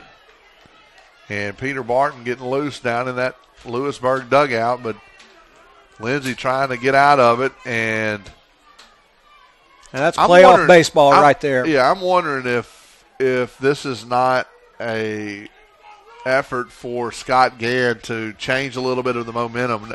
His hitter's down, no balls and 2 strikes, and he calls timeout and put a pinch runner in. No balls, 2 strikes to Kimbrough. Lindsey delivers, got him swinging. So a detriment not to the pitcher but to the hitter. Yeah, Kimbrough has really struggled in this series. The number 3 hitter, but he does strike out a lot. Strikes out here, but that brings the dangerous Austin Burdine to the plate with 2 on and 1 out. Yeah, Cody, you mentioned Kimbrough. He's 0 for 3 in the game. 2 of those come by strikeouts, back-to-back at-bats for him. Austin Burdine 0 for 1. He was down in the count, no balls and 2 strikes his last at-bat and got hit by a pitch. Well, he was down 0-2 in his first at-bat and had a runner thrown out on the bases. That fastball inside comes in for strike 1. Lindsey, gutsy performance tonight. Probably, I would say, through 4 1/3, his best pitching performance so far this season. Parallel on the mound as he delivers a ball down low there, but Jonathan had a game early against Hernando where he was just cruising. Everything he was throwing for strikes. Did the same thing against Friendship Academy down in the Gulf Shores tournament. Yep. Friendship Christian out of Nashville. 1 ball, 1 strike, 1 out. That tournament was proved to be pretty big for the Patriots. A curveball swinging there. Took a lot off of that breaking ball. Left it up a little bit, but it was so off speed from what he's been throwing. Burdine just couldn't wait on it. Houston crowd very anxious. I see moms chewing on fingernails as they have a chance here again in the 5th. This has not been a good series for the fingernails for sure on either side. That ball drilled out in the left field on a 1-2 pitch. Lowell Haney stands under it, drifts back, makes the catch. Runners are going to tag off the arm of Haney. Doesn't have a strong arm out there in left field, but does make the play. And the runners move up 90 feet. They're now at second and third with Quan Brand at the plate. But there are 2 outs. Jonathan doing a nice job there. Lowell Haney able to play a little more shallow than you would normally think against a quality hitter like Austin Burdine. But with his speed, he was able to turn around, drifted a little bit, had to turn it on a little bit at the end, but easily made the catch.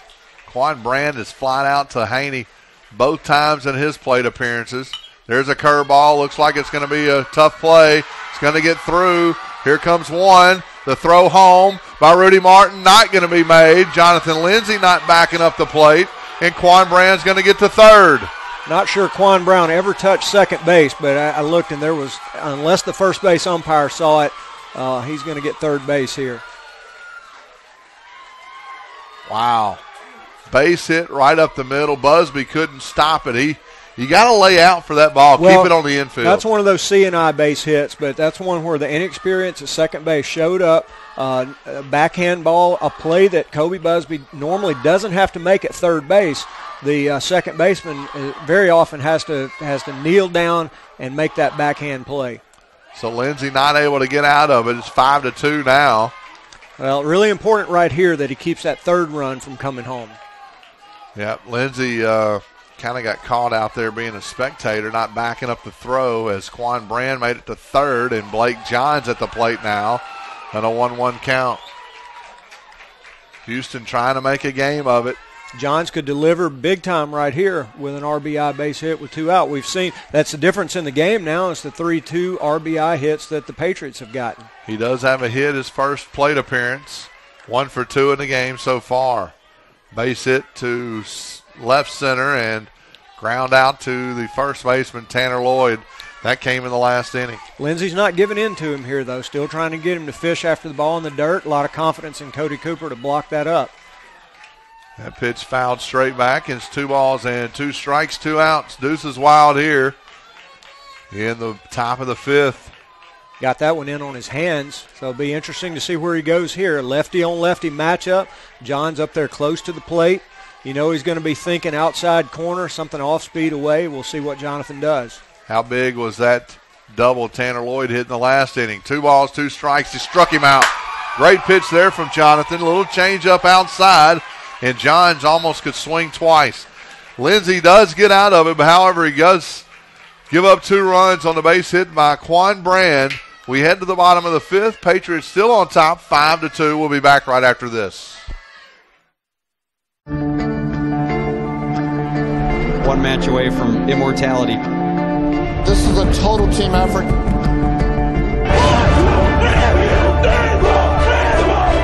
We're gonna come at you in one shot this.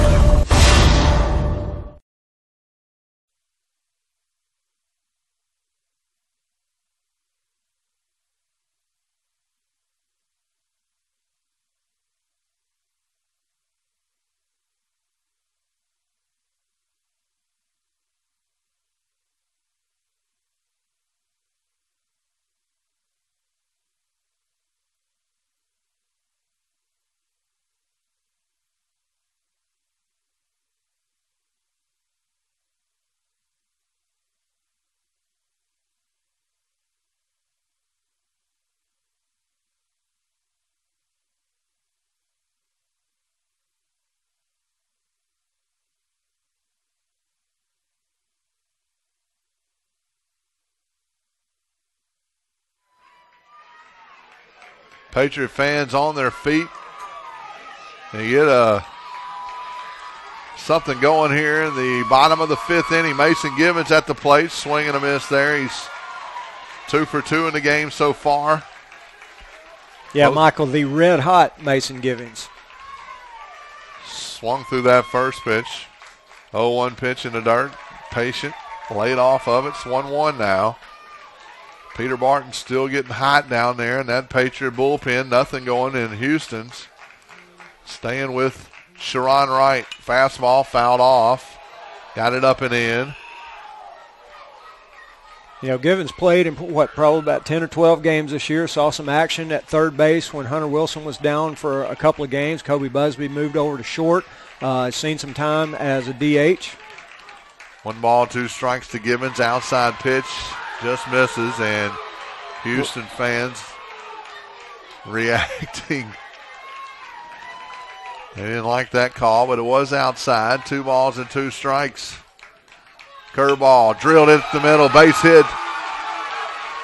And the Houston fans let the home plate umpire. I'm not sure what they wanted on that. If they want a strike zone that wide, the rest of this game's not going to take very long. Well, maybe they were used to the strike zone they got down in Houston Saturday, because it was pretty wide. It was a good strike zone. Until the last inning, it went like this. It seemed like the umpire tightened up with everybody else. Mason Givens, another base hit, 3 for 3 in the game so far. Now Colt Smith at the plate. Well, nobody out. He's going to try to bunt, and I'm not sure about this right here. Givens not fast at all. Yeah, he was thrown out at second base on a bunt attempt on Saturday. Playing it safe over there, though, didn't get hung out to dry on that missed bunt attempt. You certainly don't want to see that, then be able to throw behind and get a free out. You know, I'd almost rather see a hit and run more than a bunt and run. I'm not sure that Colt Smith's the guy you hit and run with. Free swinger, like we talked about. True. Has come up with some big hits for Lewisburg this year. 1 ball, no strikes from Sharon Wright. He does square around the bunt again, and that pitch upstairs. I think just the threat of the bunt here seems to put a lot of pressure on Wright, and now he's behind in the count. If Coach Cagle wants to switch off, Colt Smith may see a good fastball to hit right here. May have done it just then. Yeah, he's not, he's going to go ahead and square around. 2 balls, no strikes. That pitch in there. Strike 1, 2-1. He wasn't going to be bunting. Looks like he had the fake bunt on that time. Right. Coach Cagle didn't even give a sign then. Givens still at first base, nobody out. Colt Smith squaring the bunt, pushes it down the first base line. First baseman not able. No, he didn't make the play. The runner.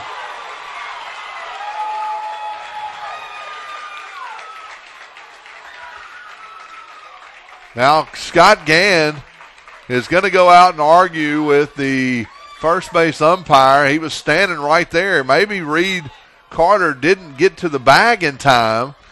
That's the only thing I can think of, because Well, he definitely beat the runner there. He reached for the tag, and the first base umpire did not have a good angle. That's what Coach Scott Gann is asking for, if the home plate umpire perhaps had a better angle on that and saw a tag. So it's going to be a bunt hit. I mean, he pushed it so far down the line. Carter was caught between, well, he was caught in no man's land. Now a pinch runner comes in for Mason Givens, which is a really smart idea, number 29.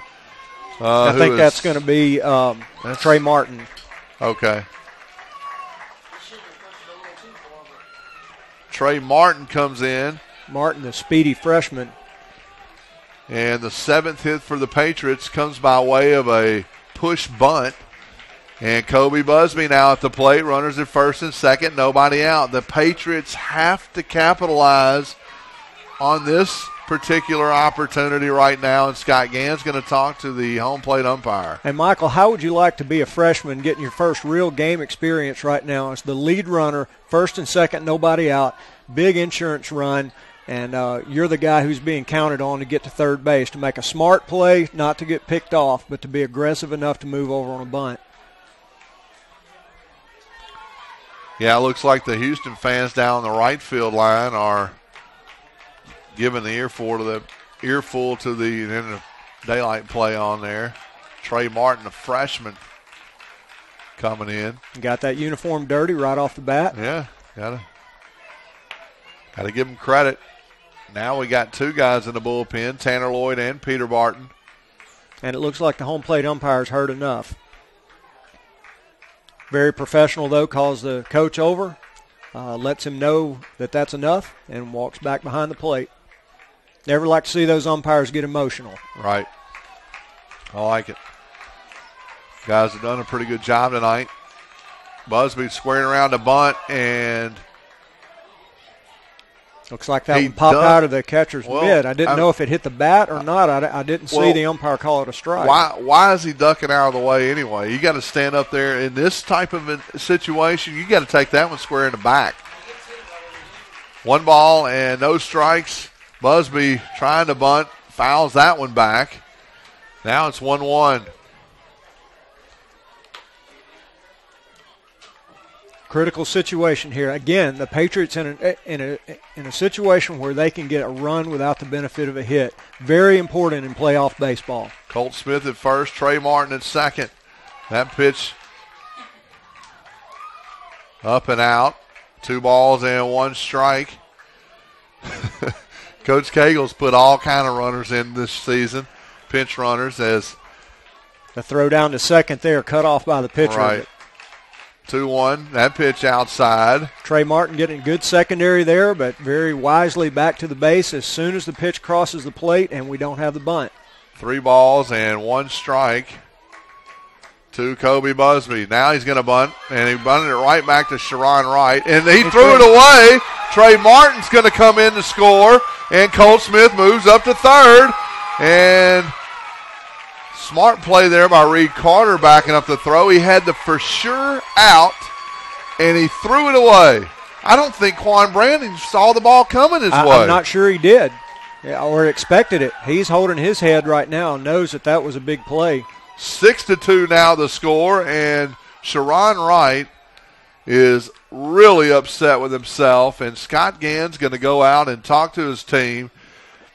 Runners at second and third, rather.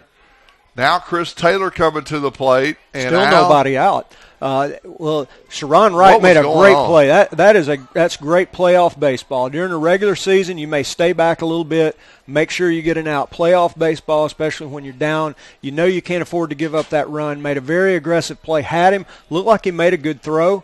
And for whatever reason, we had a mix-up there, and the Patriots are the beneficiary. And here's where you see that pressure starts to mount. The team that's playing loose, the Lewisburg Patriots right now, getting the benefit of what's going on here. And it looks like they're going to go to the bullpen.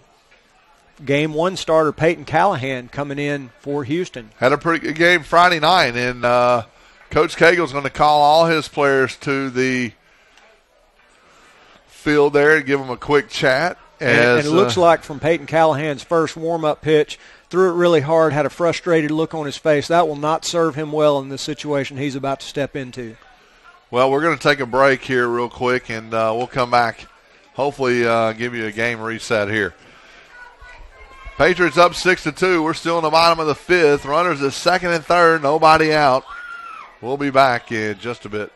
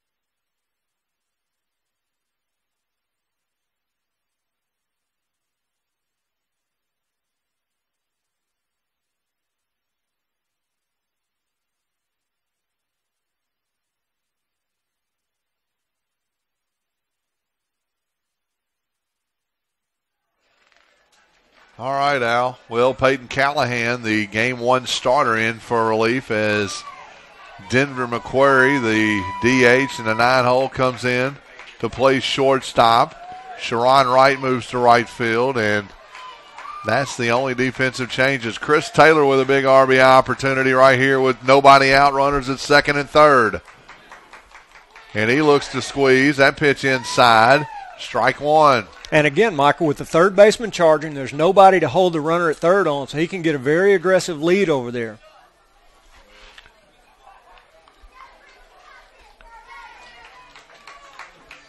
Peyton Callahan trying to get out of this one.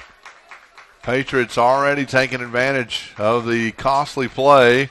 Curveball, that one's going to be bunted fair. Chris Taylor getting a job done and got thrown out at first. Man, he got down the line, but a great job by Chris Taylor driving in the seventh run of the game. It's 7-2. You know, Michael, there are plenty of at-bats through the year where you get to show what you can do. You get to hit, to bunt, and all that. That was a team at-bat right there. Chris Taylor gave himself up. Almost got beat out for a hit, but he wasn't trying to get a hit. We saw that Friday night that he bunted the ball a little bit hard. The runner got thrown out the plate. This one he deadens just perfectly. And not only do the Patriots score a run here, but they have a runner at third with one out. Again, can score him without the benefit of the base hit. So Scott Gann came over to talk to the first base umpire. Not sure what the situation is. I wonder if they're going to say that Chris was outside of the running box. Well, the home plate umpire took something out of his pocket there. Could it be a defensive change here? I'm not sure. Looks like he is going to make some sort of change. Yeah, looks like it. So I'm not sure what's going on here. Scott Gann is making some changes here.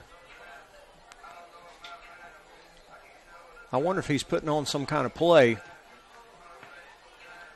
You know, I always thought if you're going to go out to the mound, you might as well use all the time that you had and make the umpire come and break it up. He walked out there, said a couple of words, turned around and walked off. Yeah, not sure really what happened here. He may have been told the home plate umpire to look for something. Okay. Yeah, he may have. Well, this is where Lowell Haney could really grind out one of those at-bats. That pitch in for strike one as Kobe Busby stands at third base. Lowell's 0 for 2 tonight. Reached on an error in his last at-bat. That ball drilled out to left field, so going to be a base hit. Busby runs back to third just to be sure. Excellent job by Kobe Busby there. Anything in the air. you want to be back and tagging, because if that ball is caught, he doesn't have a chance to get back to the bag and tag and then score, whereas if it drops, he'll be able to score from wherever he is. Haney picking up his first hit and in this game and drives in a run, a big one, 8-2 now the score as Rudy Martin comes to the plate with a runner. Oh, he picked off Lowell Haney, caught him napping. Haney had just gotten to the last step of his lead, and Callahan turned perfectly right at that moment. He was taking that step and picked him off. Wow. Unbelievable right there. That's not what you want to happen. No, you want to keep the pressure on right there. He was probably going to be going on that to just keep the pressure on the Hilltoppers. Rudy Martin at the plate now with 2 outs after that pickoff move, and looks at strike one. Callahan throwing strikes for the most part here. In the windup, that pitch on the outside corner, strike 2. Callahan looks pretty good out there. He does. Well, he's free and easy. Probably had a good bit of ice on that arm over the last couple of days, and he's probably ready to give him a couple of innings here. That ball drilled out into right center field. It's going to be down for at least a double. With Martin's speed, he may test a triple. Here he comes, hits second, on his way to third, and not going to be a throw. And that pickoff move by Callahan cost him a run with a triple by Rudy Martin. And we've seen that from the Houston pitchers throughout this series. They will pick up a free out almost every game. We've seen pickoffs, we've seen catchers pickoffs, and the Patriots just not getting it done on the bases. A lot of room for improvement there, but a big hit by Rudy Martin there. Another 2-out RBI. Well, no, he didn't pick up the RBI because Haney was picked off. That's right. But it should have been. 2 outs now. Rudy 2 for 2 in the game. Hunter Wilson up 0 for 3. Callahan steps off. 2 outs. 8-2 in the bottom of the 5th. Patriots on top. They're having a great game so far. That pitch. Oh, Rudy Martin doesn't need much, does he? Shoulda, woulda, coulda. Yeah, a couple of steps away, and he was thinking about it. He could make Coach Cagle forget about that pickoff move. He reaches there. I don't think Coach Cagle forgets things like that. Yeah, he maybe. Maybe not. 1 ball, no strikes now to Hunter Wilson. Base hit here would be nice. He fouled that one straight back. I'd love to see Hunter take the ball to right field right here. Really been trying to pull everything the last couple of games. Needs to get back to his game, hitting the ball up the middle and the other way.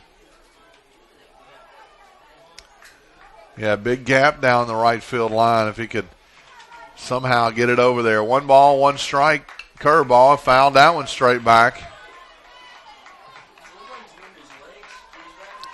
Michael, a final now. South Haven has defeated Northwest Rankin 5-2 and will face the winner of the Clinton DeSoto Central winner for the North Half 6A championship. Can you imagine those two teams going at it again? That pitch on the outside part of the plate got him looking. Hunter were not happy with that. Flings his bat, but the Patriots pick up 3 and a much-needed 3 runs. That's big insurance after the 2-run inning or the 2-run 5th that Houston had. We head to the top of the 6th inning. Lewisburg still on top, 8-2. We'll be back in just a bit.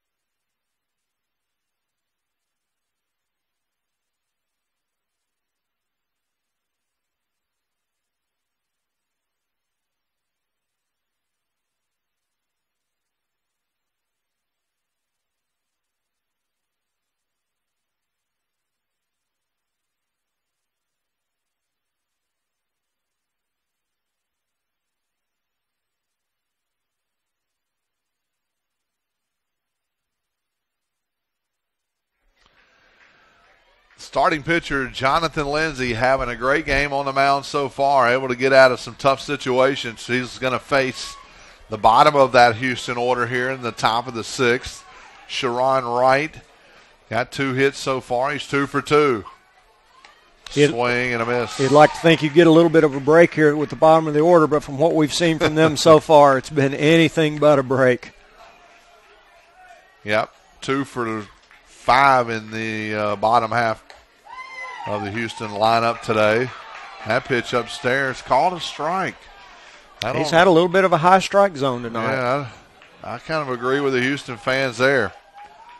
Anyway, I'm a Patriot fan. No balls, 2 strikes. Hey, he's been calling it all night. That pitch outside. Took a lot off of that one. A nice change up, ran outside. Jonathan seems to be in the zone out there. A lot of momentum.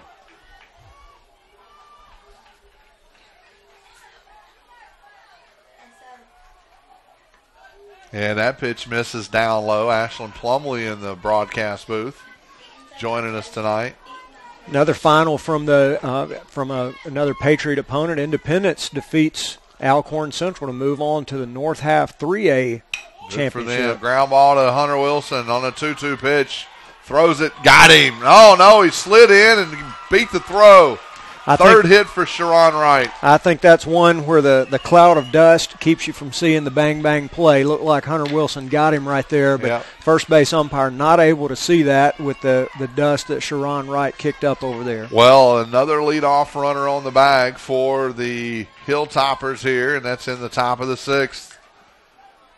Sharon Wright 3 for 3 in the game. But we've seen this all night. Jonathan Lindsay with base runners doesn't seem to phase him, just keeps coming right after the hitters. Kyle Wilson, who's 0 for 2 in the game, stands in. He bunted his last time up and was thrown out. No balls and 1 strike now. Lindsay trying the pickoff move and not in time. Want to give a shout out to my wife tonight, Mia. Won her tennis match, 6-1, 6-0. Headed to the state championships down in Biloxi. Total domination. No balls, 1 strike, and that curveball fouled straight back. And Jonathan ahead of this hitter now, too. They just really haven't been able to draw a beat on that curveball. No. Even the ones he's left up a little bit, they seem to be just a little off. I think the change of speeds with that good inside fastball tonight, that change of speeds has been just enough to keep these hitters off balance. Jonathan getting both his fastball, curveball, and changeup for strikes tonight. Jonathan Lindsay, and along with the Callahan and the Wilson for the Hilltoppers, showing that you don't have to throw the ball real hard to be successful. Got him. Great change up there in the outside part of the plate. Yeah, these guys are showing you don't have to be overpowering to win in high school baseball. If you just throw strikes, stay away from the middle part of the plate, and change speeds, you can be very successful in high school baseball.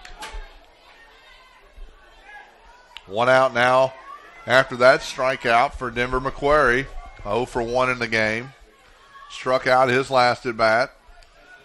And looks at ball 1 outside. Jonathan trying to backdoor that curveball. Showing bunt there on the first pitch.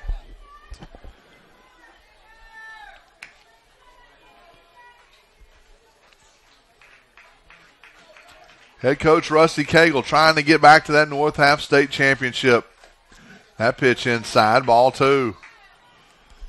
And, Michael, if we can get past the Hilltoppers here, we will have faced all 3 teams from the same district because Kosciuszko, provided Kosciuszko holds on and wins against Tishomingo County tonight, we could potentially face the number 2 team in Caledonia, the number 3 team in Houston, and the district winner, Kosciuszko, the Whippets. The Whippets. That's what Cody Cooper did right then with that ball, trying to throw it back to Jonathan. 2 balls and 1 strike, 1 out now.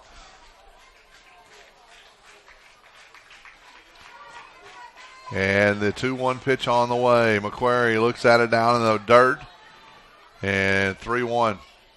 Boy, it says a lot about Cody Cooper, the number of pitches that Jonathan Lindsay has thrown in the dirt tonight. Just again and again. A lot of these Houston hitters are chasing after that pitch.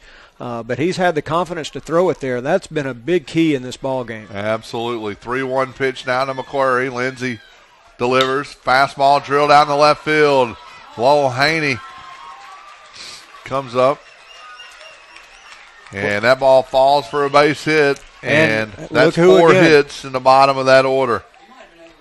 But look, Denver McQuarrie with his 3rd hit of the series, had 6 coming in, and now his 3rd hit of this series. So we had the top of the order, Peyton Callahan back up to the plate. He singled his last time up. 1 for 2 in the game so far. Runners at first and second here, top of the 6th. Givens playing on the line, not going to give up the double here. Lindsey steps off as Coach Cagle tries to align his defense here. Nobody holding the runner on at first. That pitch inside, strike 1. Michael, an update from Kosciuszko. Tishomingo County 5, Kosciuszko 3 after 4 innings. Wow. Man alive. Tishomingo County, another number 3 seed, advancing on through the playoffs up until this round. Pitch there, drilled down the line, and when Mason has to go to his right, it's going to be foul because he's right on the line. Well, you're in the 6th inning. You want to be in the no doubles defense. Yep.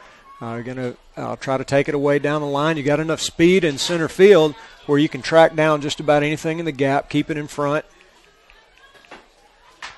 No balls, 2 strikes, and 1 out to Peyton Callahan. Not a lot of power in this Houston lineup, so the outfielders are not playing particularly deep. Straight up right here, Al. 0-2 pitch outside. Runners go. Cooper double pumps again. And not able to throw the runner out. Yeah, I think you had it with the location of that pitch a little bit low. Had a hard time getting behind the right-handed hitter and making that throw. Yeah. I think if he'd have quick popped it, he'd have got him. Yeah, if that pitch was a little bit up, I believe he'd have been able to do that.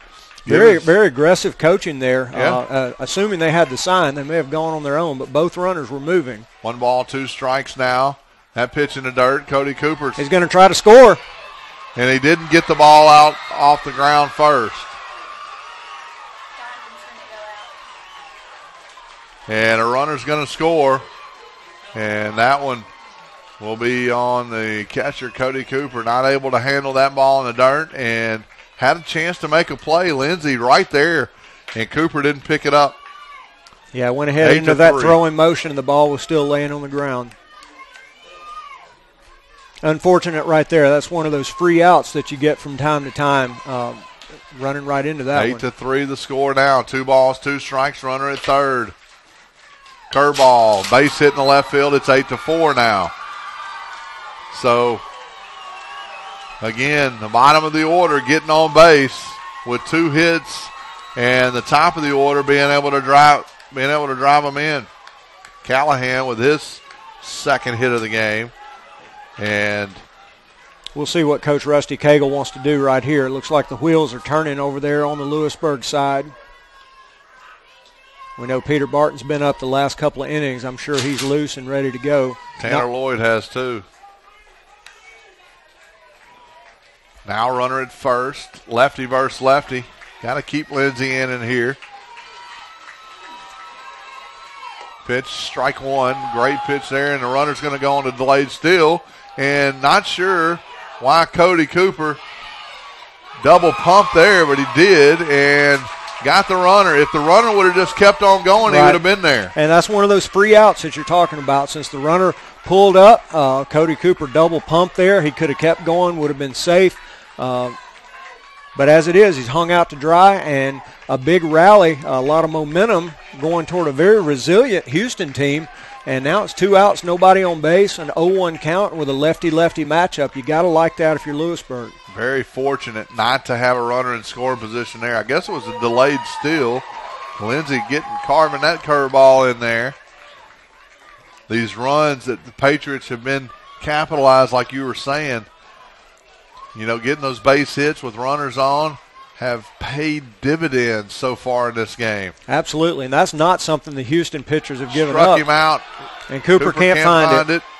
And fell down. He's having a That's one you may, if you're Coach Cagle, you may need to call timeout and go calm your catcher down.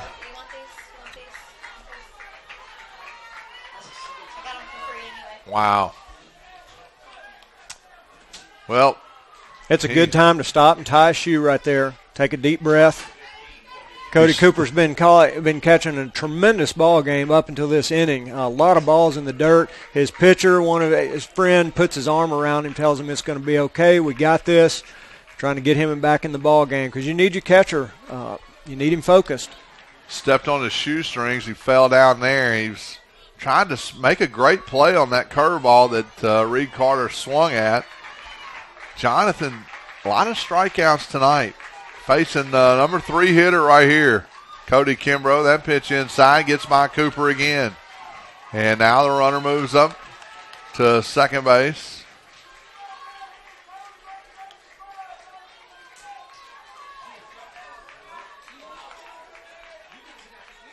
One ball, no strikes to Kimbrough. Base hit here. Make things interesting. Lindsey, fastball up and away. Got some velocity on that one. He did. That may have been a frustration pitch. Up to this point, though, Jonathan Lindsey's looked very much in control. Looks like he's been unfazed by all the things that have been happening around him over the last couple of innings. That pitch fouled off. A lot easier to do that when you've got a big cushion going into the inning. Kimbrough struggled so far against Jonathan. 0 for 3 in the game, 2 strikeouts. Yeah, this is the guy you want right here. He's really struggled. And you want to go after him. You don't want to get to Burdine with 2 runners on. Jonathan with 8 strikeouts so far in the game. And he calls timeout there. The hitter, as the home plate umpire walks out. That's a shame. That was a nice-looking curveball. Yep. Would have been a strike. Cody Kimbrough, the catcher for Houston. The Hilltoppers trying to get back in it. 8-4. Top of the 6th. Fastball outside, and he swung at it. You could tell he was totally fooled by that pitch, looking for that breaking ball again. Absolutely. Great call there by Jonathan Lindsey. 2 balls, 2 strikes, and 2 outs. Now runner at second. Now he's gone curveball, fastball the last 2 pitches. Let's see where he goes on this 2-2 pitch. Comes set, looks in, looks at the runner. Change up in the dirt. Cooper blocking that one up. Nice job by Kimbrough taking that pitch. Very difficult to lay off that with 2 strikes on you.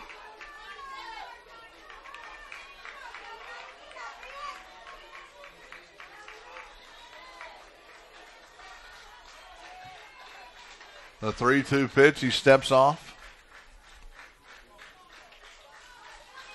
Lindsey dictating the tempo here, stepping off. He's going to go on his terms. And home plate umpire calls timeout. As Kimbrough asks for time. Interesting chess match here. You got a good hitter at the plate, good pitcher on the mound. Each of them trying to dictate the tempo of this at bat. 3-2 pitch. Curveball. That one's flying to left field. Lowell Haney looks under it, camps under it, makes the catch, and he gets out of it. And Jonathan had a nice inning. Gave up a couple of hits, that bottom of the lineup again. But hopefully you don't have to face them anymore. Yeah, hopefully if we can just keep in the middle part of the lineup. Kimbrough 0 for 4 now as we head to the bottom of the 6th. Patriots still ahead, 8-4. We'll be back in just a minute.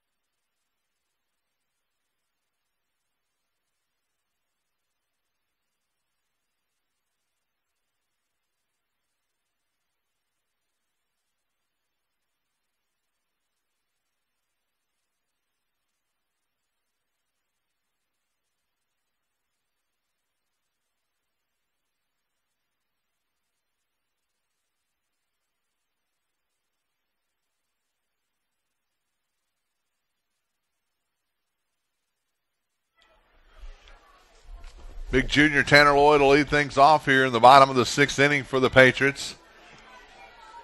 Peter Barton getting loose down in that Patriot dugout. He's been throwing about 3 innings now. Yeah, you said he likes to be a starter, so I think he's gotten into starter's innings in the bullpen tonight. Tanner 2 for 2 of the night, fouled that pitch straight back against Callahan. Callahan able to get out of the last inning with a big pickoff of Lowell Haney. Then Rudy Martin followed that up with a triple. Fastball, strike 2. Blew it right by him.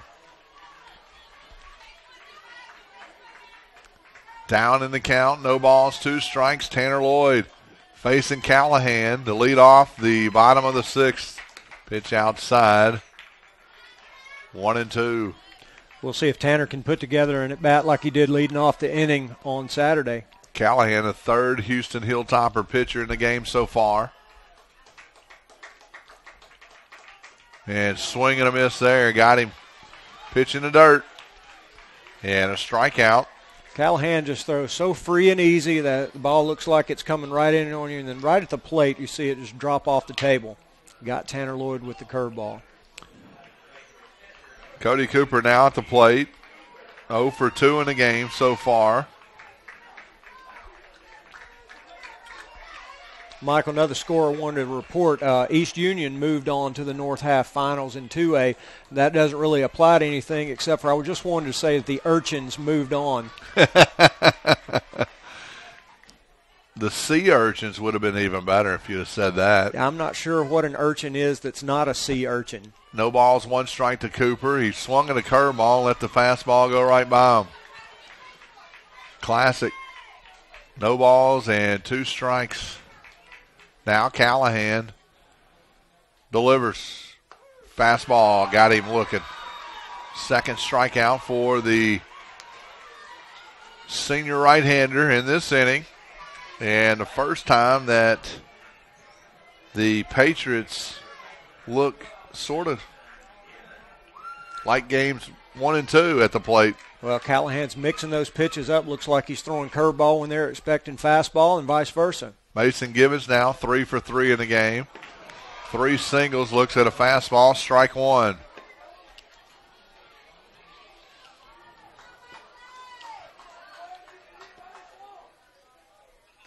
Swing and a miss there. Strike 2.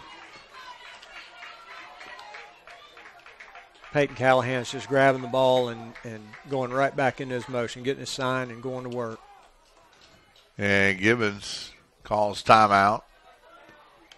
Nice job there, not letting Callahan work so fast. That's right. I like it, though. As soon as he lets go of the ball, he's holding the glove up, wanting it back. The 0-2 pitch, fastball outside. I tell you, as a defensive player, I love to play behind guys like that who just get the ball and That's go right. right to work. Keeps you on your toes. 1 ball, 2 strikes to Gibbons. Curveball in the dirt. Chops it out to Callahan at first. Underhands it to Reed Carter at first base. And that'll do it. 1-2-3 inning. The first time the Hilltoppers able to have a 1-2-3 inning. We'll head to the top of the 7th. Got a pitching change. Peter Barton in for Jonathan Lindsay. We'll be back in just a bit.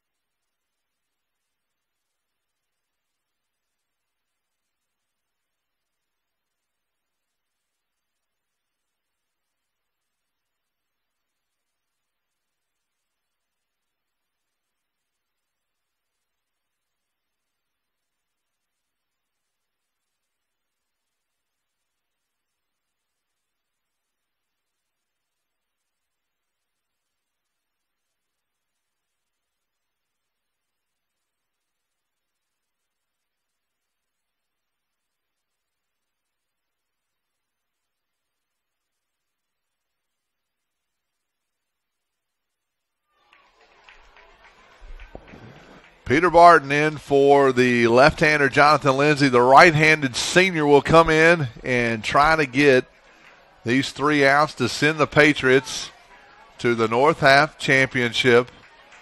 Peter Barton having a great season as a senior, already signed with Northwest Community College to play baseball next year.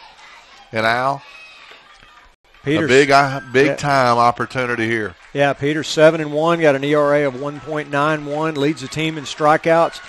He's 3 outs away. You know he's going to go right after these hitters. Did get game 1 win coming in relief, and he leads off Austin Burdine with a strike there. Burdine 0 for 2 in the game so far, has not looked like his normal self this game. Curveball, strike 2. There's that curveball. They're so difficult to hit. It takes a lot off of it. And after you've seen a fastball in the upper 80s, it's just really hard to keep your hands back and hit that with any authority. Big credit to Jonathan Lindsay. What a great performance tonight, no matter the situation. Had a great game. 0-2 pitch, curveball, strike 3. What a great job by Peter Barton. Well, and you can see the adrenaline as the Patriots throw it around the infield. They can smell it. It's getting close. Great atmosphere here tonight, Michael. We've got both stands packed full. The chairs are 4 rows deep from all the way in between the stands. Just a terrific 4A matchup tonight. Quan Brown, who had a 2 RBI double his last time up, fouls the first pitch curveball off. Quan Brand 1 for 3 in the game. Tanner Lloyd was taking no chances on that and got over there and fielded that ball just foul. Peter Barton works. The 0-1 pitch, fastball, fouled off. It's now no balls and 2 strikes. Hadn't thrown a ball yet. Well, you like to see that. Anytime you make a pitching change in a game that matters this much, you just really hope the guy comes in there and delivers with strikes right off the bat, and Peter Barton has certainly done that so far. 0-2 pitch on the way. Fastball in the dirt. Cooper blocked it up, and he's hurt. He must have got him right on the wrist, and he threw everything off. And if you're Coach Rusty Cagle, that's the one guy on the team that you can't afford to get injured. A lot of potential, like we've seen with Gabe Brown's injury, move a few parts around. Not much experience behind the plate, though, aside from Cody Cooper.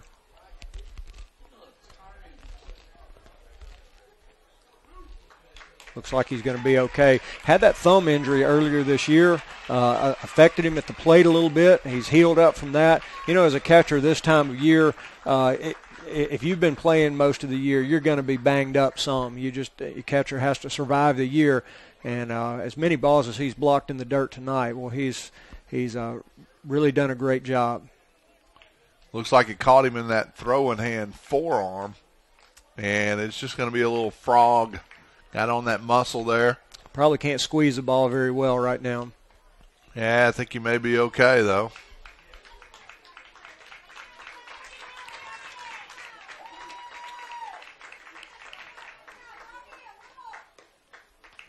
Peter Barton with some more warm-up pitches.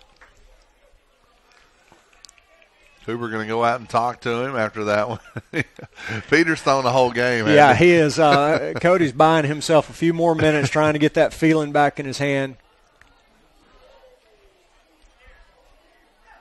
And looks like he's good to go. Pounds the mitt. Walks slowly back toward the plate. And here we go. Quan Brown's had to sit and think about that 1-2 count during this whole episode. Patriots up 8-4 here at the top of the 7th. Quan Brown, 0-2 pitch, or 1-2 pitch rather. He held up on that great curveball there. Cooper wanted him to check on that. That's that one that if Barton will keep the same arm speed, that breaking ball is almost unhittable. 2 balls, 2 strikes to Quan Brown. Sets up inside. Fastball got him. And what a great pitch. Beautifully set up that time. And Cody Cooper and Peter Barton working that one. And we are 1 out away from playing for another North Half championship. Blake Johns, the last out here to keep it alive for the Hilltoppers. Curveball, strike one. And the Patriot fans are standing on their feet, and deservedly so.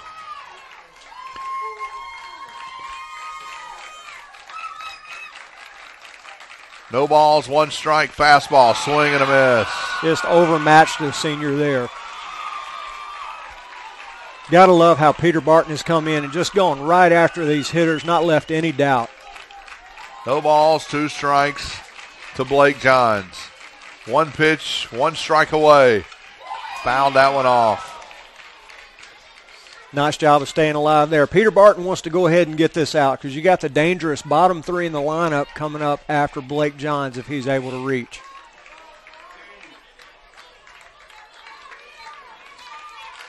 No balls and two strikes to Blake Johns. Top of the seventh, 8-4 Patriot lead. Defense gets set. The delivery, fouled that one off. He's being a tough hitter here, not going away, just like the Houston team has done in this entire series. They have been an incredibly resilient team throughout these playoffs, really throughout the season. Got behind in their district, behind in their playoff series, and here they are needing to do it one more time. No balls, two strikes to delivery. Curveball, swing, throw down. Oh, no, he threw it in the right field. And Blake Johns keeping it alive. He's going to go to second, now to third base. And a huge mistake there by the catcher, Cody Cooper.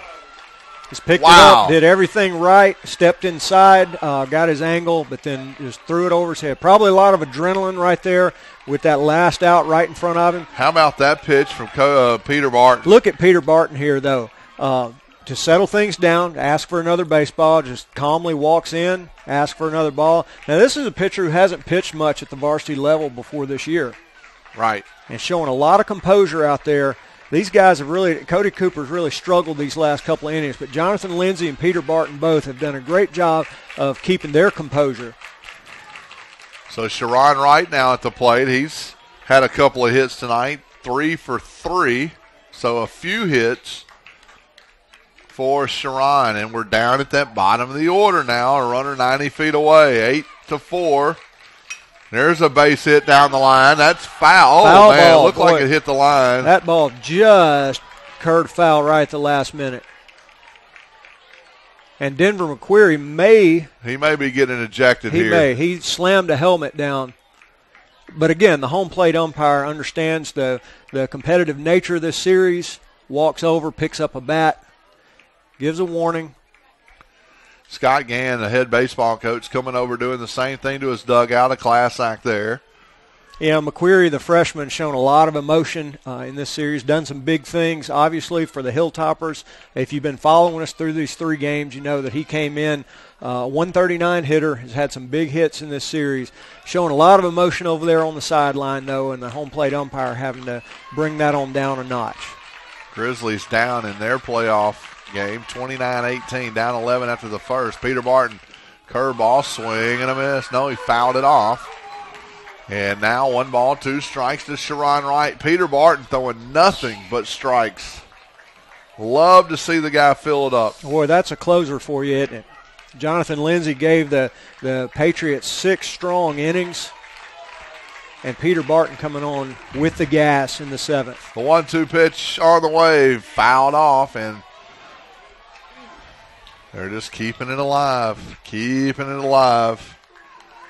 Kyle Wilson on deck for Houston. We've seen enough of these Hilltoppers to know that this series won't be over until that final out is finally recorded. 1 ball, 2 strikes to Sharon Wright. Curveball, grounded to the shortstop. Hunter Wilson fields it, throws it up high. Tanner Lloyd makes a great play. Nice play by Tanner Lloyd. And the Patriots will move on in the playoffs. The championship round, 1 series away. They get game 3 against Houston on a great hitting performance by the Patriots. 8-4, the final score. Peter Barton with the save. And I tell you what, Al, a great performance by the Houston Hilltoppers to give the Patriots all they could handle in this series. Well, you look at the numbers coming in of the Houston pitching staff, and you wondered about the competition that they had faced. But we saw from the first two pitchers, Peyton Callahan in Game 1 and also in Game 2, Kyle Wilson, great pitching performances. So we knew the numbers didn't lie. Austin Burdine had as good or better numbers than either one of those. And he came in today, struggled at first. Sharon Wright came in, again, lowest ERA on the team, a relief specialist. And the Patriots, time and time again, were able to come up with the big two-out RBI base hits that they've been lacking the entire series. And that was the difference in the ballgame.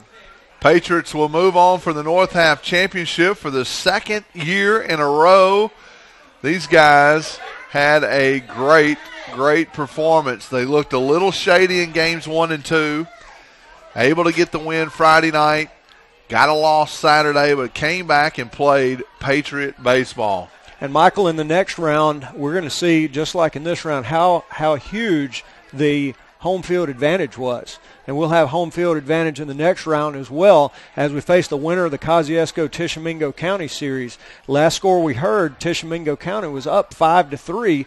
Now they got into the playoffs and won a first-round matchup, then faced the number 1 seed Cleveland team, right, who had a great record, didn't have much of a resume as far as who they had played. Tishomingo County went in and played a couple of one-run games, got that win, got down a game against Kosciuszko, and came back to win Game 2.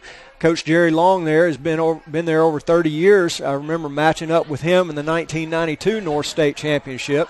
And he's retiring after this year, wow, so they're probably putting it all on the line for their coach.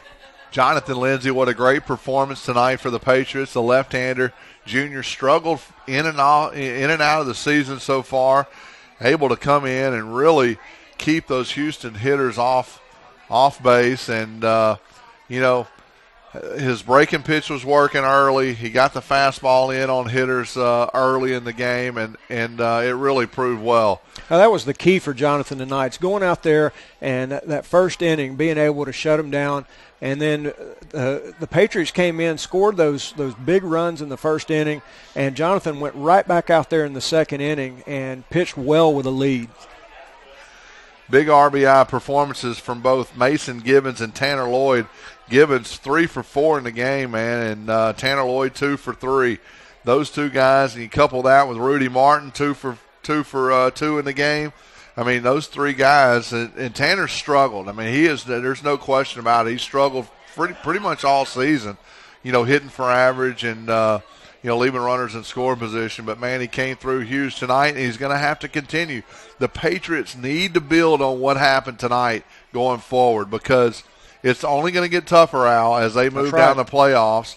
And they need to just throw out what happened Friday and Saturday and build on what they did tonight. And I think Coach Cagle did a nice job with practice late yesterday on Mother's Day, 6 o'clock practice. They came out here, worked on a few things, paid off for them tonight. Yeah, I know we had a conversation with the team that really helped put Saturday behind them, put all the excuses to rest, and they just came out and played ball. He had to remind them, and we have to be reminded in this game from time to time that it is indeed a game. It's one that you look around any field. I know my kid's running around here tonight somewhere playing a game, brings his bat and ball to every game. Sure.